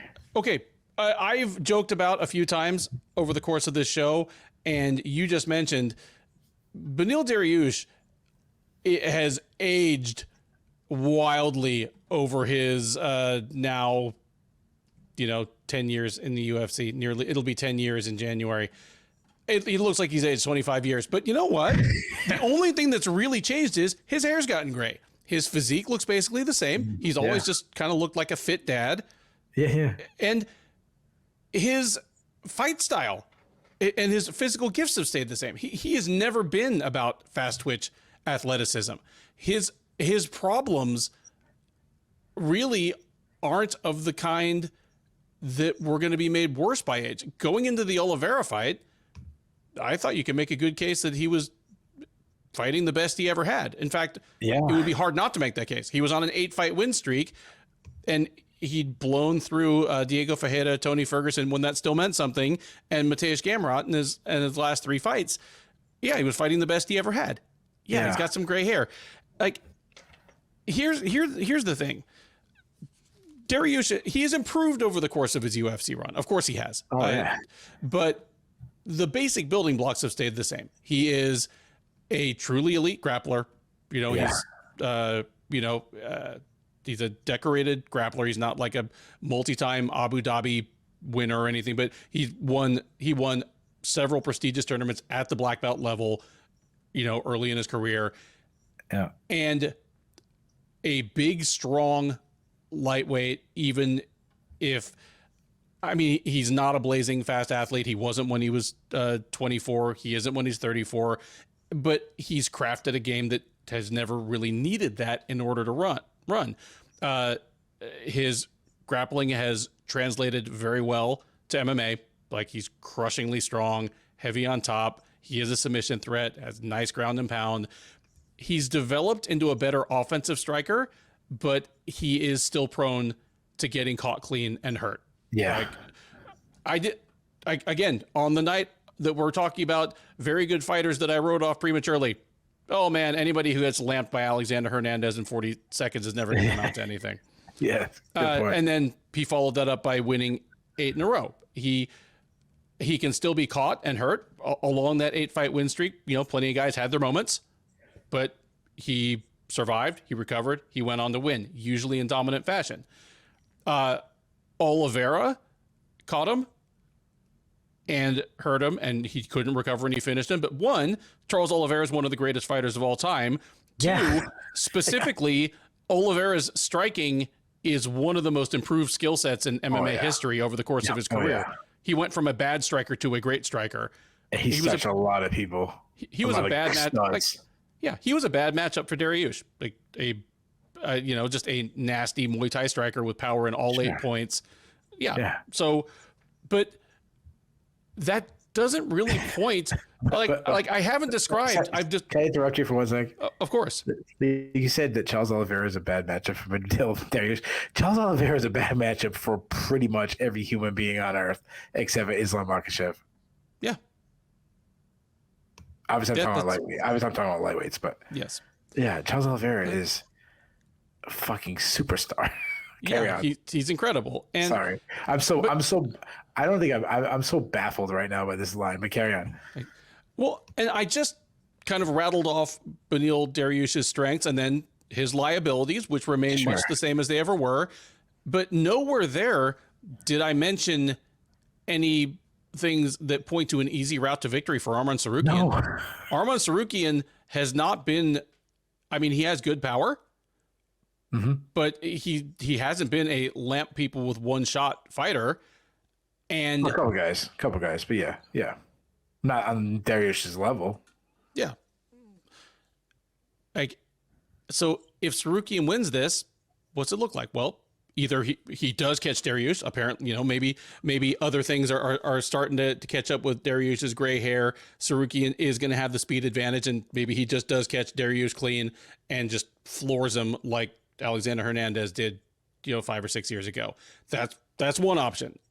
What's another option? Tsarukyan is, obviously he's a very good kickboxer who has, for the most part, overcome his limitations in reach as one of the shortest and stumpiest guys in the division. And then, of course, he's also a very good scrambly wrestler. Yeah. And a very good grappler. In fact, he's a guy who you can tell would probably rather strike, but I think his best skill set is his wrestling and grappling, in the knowledge that, they're mostly transition and scramble based rather than positionally based. Well, you know what? Beneil Dariush eats smaller scrambly grapplers for breakfast. Yeah. Like that, trying to do that for 5 rounds or even 3 out of 5 rounds against Beneil Dariush just sounds like good luck. It would look, I think it'll look like someone like swatting a fly. Like Dariush, he's not blindingly fast on the ground, but he's smooth. He's got that economy of motion of the truly elite grappler. He is strong as an ox. Yeah. If anything, I see more that Dariush has in common with the people that have given Tsarukyan problems than the other way around. Who is Tsarukyan lost to? He lost to Islam Makhachev, and for the longest time, he was the only guy that had even pushed Makhachev. Because, again, it was that thing where Makhachev is an incredible wrestler and much bigger, but it looked like he was trying to give a cat a bath. Like, just Tsarukyan would not stay put. And then Mateusz Gamrot in a razor close fight. And again, Gamrot is a bigger guy who's, well-rounded and an outstanding wrestler and grappler. Those guys have more in common with Dariush than Tsarukyan does with the people that have beaten Dariush. Power is a big equalizer, especially when paired with a known suspect chin. So for all my talking, Tsarukyan might just cold cock Dariush in 45 seconds, again, like Hernandez did. If I were betting on this fight, now we're betting on Dariush, I'd be biting my nails about that for however long this fight went. But again, that's that's one route to victory. His other route to victory sounds even harder to me. And meanwhile, Dariush, generally speaking, is well capable of taking care of himself on the feet. He has good power. He knows he's not the fastest guy, but he stays pretty well defensively buttoned up and tries to use his size and his length to his best advantage. And the ground I don't think it's going to be a safe place for Tsarukyan to try to take it. Like, I have Dariush winning this by decision. If I cared that much about my pick, again, I'd be nervous about it the whole time, because if one guy wins this in a flash, it will be Tsarukyan. But I'm picking against that. Give me Dariush to win 3 rounds out of 5, maybe 4 out of 5, with a combination of just, maybe not quite the volume of Tsarukyan, but just landing cleanly, getting the best of any scrambles and ground exchanges there are, and just Dariush reminding us that, hey, he is one of the 5 best lightweights on the planet, at least on the right night. Yeah, I'm so glad you went first, because wow, I'm still. This is probably the most shocked I've been in a really long time with the betting line, because everything you said is true. Like, man, I want to take Dariush just out of principle right now.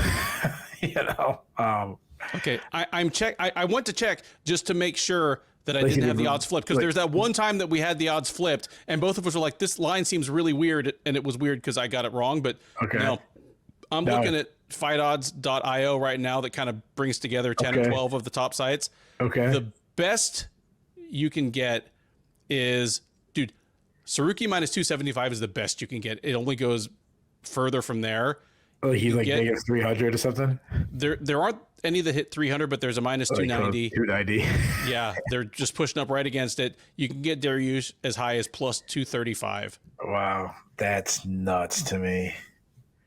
That's nuts. Anyways, but now Dariush, man, I don't want to say I want him to win now, because I got nothing against Tsarukyan, and sure. and Tsarukyan wins definitely makes the division more interesting. Just a new guy. Bigger personality and all that stuff. But Dariush, man, this is a tough hill to climb. Dariush is southpaw, very high, doesn't get enough credit. How much volume he has. High volume. He marches down his foe with this like a reckless abandon style. Really underrated power. He wings his overhand left. Mean kicks to the body. He loves to loves to throw the high kick from on the orthodox fighter. He loves step-in knees. He was beating up Miesha pretty good with some step-in knees. But you mentioned it, and this has always been the Achilles heel of Dariush. It's his defensive holes, which Charles Oliveira obviously exposed. He lacks head movement. He keeps his chin high in the air, and he has this walk through, willing to eat a shot, to land a shot. Like, defense is second for him, and you have to worry about his chin. I mean, he's been starched before. He got starched in his last fight. He's at the age where we've seen guys decline. He's 34, so he's not 38 or 39. But I'm saying some guys decline earlier, so it could be a little bit of that, or it could just be Charles Oliveira's freaking Charles Oliveira, and he's the man, which I just want to remind everybody: Charles Oliveira is the man. Charles Oliveira is fighting for the title. Well, he's supposed to be next. I know with the whole, him getting hurt and everything, but it's expected that his next fight is fight for the title. He is open to leg kicks. That's another thing due to his really long legs, but he has really long legs because he's the big dude, and he knows how to use that size. He's very physically strong. He loves going, battling, slapping titties, getting in a close battle in the chest. He's like an Iranian Kamaru Usman in that position, and he'll grind on guys. I mean, he battered Scott Holtzman with knees inside there. He's a really good wrestler. I mean, he showed phenomenal takedown defense against Miesha, which is really, really impressive. And then he was winning the grappling exchanges. I mean, his grappling's elite, multi-time no-gi world champion, a very top-side grappler, some super, super slick back takes, good at winning scrambles. I mean, he was scrambling with Gamrot, and they were like freaking so much fun to watch those guys scramble. I love that he's not Charles Oliveira where he rushes a submission. He's a incher smotherer kind of guy, and he's got 8 submission wins. Now Tsarukyan, I want to be very clear when I'm saying these betting lines are off. I'm not dissing Tsarukyan. Like, Tsarukyan's freaking a really, really high level athlete, dangerous in all positions. That's the one thing that stands out to me about he's just a well-rounded guy. Tight boxing, quick hands, very fluid movement, good footwork, nice head movement. So good at slipping shots, but what I like about it, he slips shots but stays in the range to counter with accurate shots of his own. He works the body, which is a huge part of his game. Power in both hands. I mean, I go back to like the Christos Diagos fight where he just cracked him into next week. He also likes some spinning attacks. He lands some hard body kicks against Gamrot, hard calf kicks. He's also, you mentioned, really fun scrambling wrestler, good timing and some blazing quick entries, good reactionary double, great at winning scrambles, hit some foot sweeps in the clinch, good overall grappler, super hard to stop. I mean, Davi Ramos is a guy that he out-grappled who's a Abu Dhabi champion. So it's not, while I agree with you that if we get a lot of wrestling exchanges, I think it'd probably be Dariush winning them because of that size, but it's not out of the realm of possibility that Tsarukyan wins. You know, a concern I have is the 25 minutes because we saw him. The difference between his fight and Gamrot is he started to slow down later as the fight went on. But in fairness, that was an insanely paced fight, insane. I mean, it's one of my all-time favorite fights to watch. I mean, it was incredible. And I think this fight could be right up there. I think this is an incredible fight. I pray this fight goes all 25 minutes because it's a hell of a matchup. Both guys have power. Both guys have incredible grappling. Dariush has the size advantage and probably the overall output advantage, but Tsarukyan has the youth and probably the durability and the speed. I've flip-flopped. I say we get another all-time great fight. When I think of these guys, the only guy to me that has a glaring weakness is Dariush, his defensive boxing. But he's intelligent, and so again, I'm not confident. But I'm gonna go with a passing of the torch moment. I'm gonna go with Tsarukyan. I'm gonna say his movement might be a little too much, the way he cut angles. And he hits really hard. And he's still at that age where he's not even in his prime yet. Or he might be just entering his prime now. So even going back, when did he fight Gamrot? A year and a half ago or something like that? Yeah, about. He still can make huge improvements from that point till now. So give me Tsarukyan, but I'll say he goes split decision. But it sounds like an all-timer and an all-time classic. Yeah, on that we can definitely agree. That's it. The Sherdog Radio Network preview for UFC on ESPN 52. Dariush versus Tsarukyan, also known as UFC Austin. I have been Ben. He has been Keith. If this is your first time watching or listening to one of our previews, thank you. We hope you've enjoyed it. We do our best to bring a mix of serious, in-depth analysis and the occasional historical or humorous aside. Where else are you going to get your Rumble on the Rock reminiscences but from Shillen and Duffy? Please do subscribe, drop us a comment. Keith and I both man the comment section. We love to hear from you on these fights. If you think you're out of our gourds, both of us picked upsets on almost half these fights. So you're probably right, but definitely let us know, dunk on us. And if you're right, we will give you all the credit you deserve afterwards. But most importantly, join us for the recap. We will be live on the Sherdog YouTube page about 10 or 15 minutes after the main event, as we always are. Keith takes the captain's chair. We will talk about all 13 of these fights in reverse order, from the main event all the way down to that first prelim, talking about what was good, what was bad, what was surprising, what was controversial. There's always something. Talking about what's next for some of the notable winners as well as losers, and talking with you, because the live chat on the YouTube page is open that whole time. So we are taking your questions, your comments, and your hot takes in real time. We have a growing community of friends that hang out with us after the fights, and we would love for you to be part of it. Between now and then, thank you once again for listening. Enjoy the rest of your week, and by all means, enjoy these fights.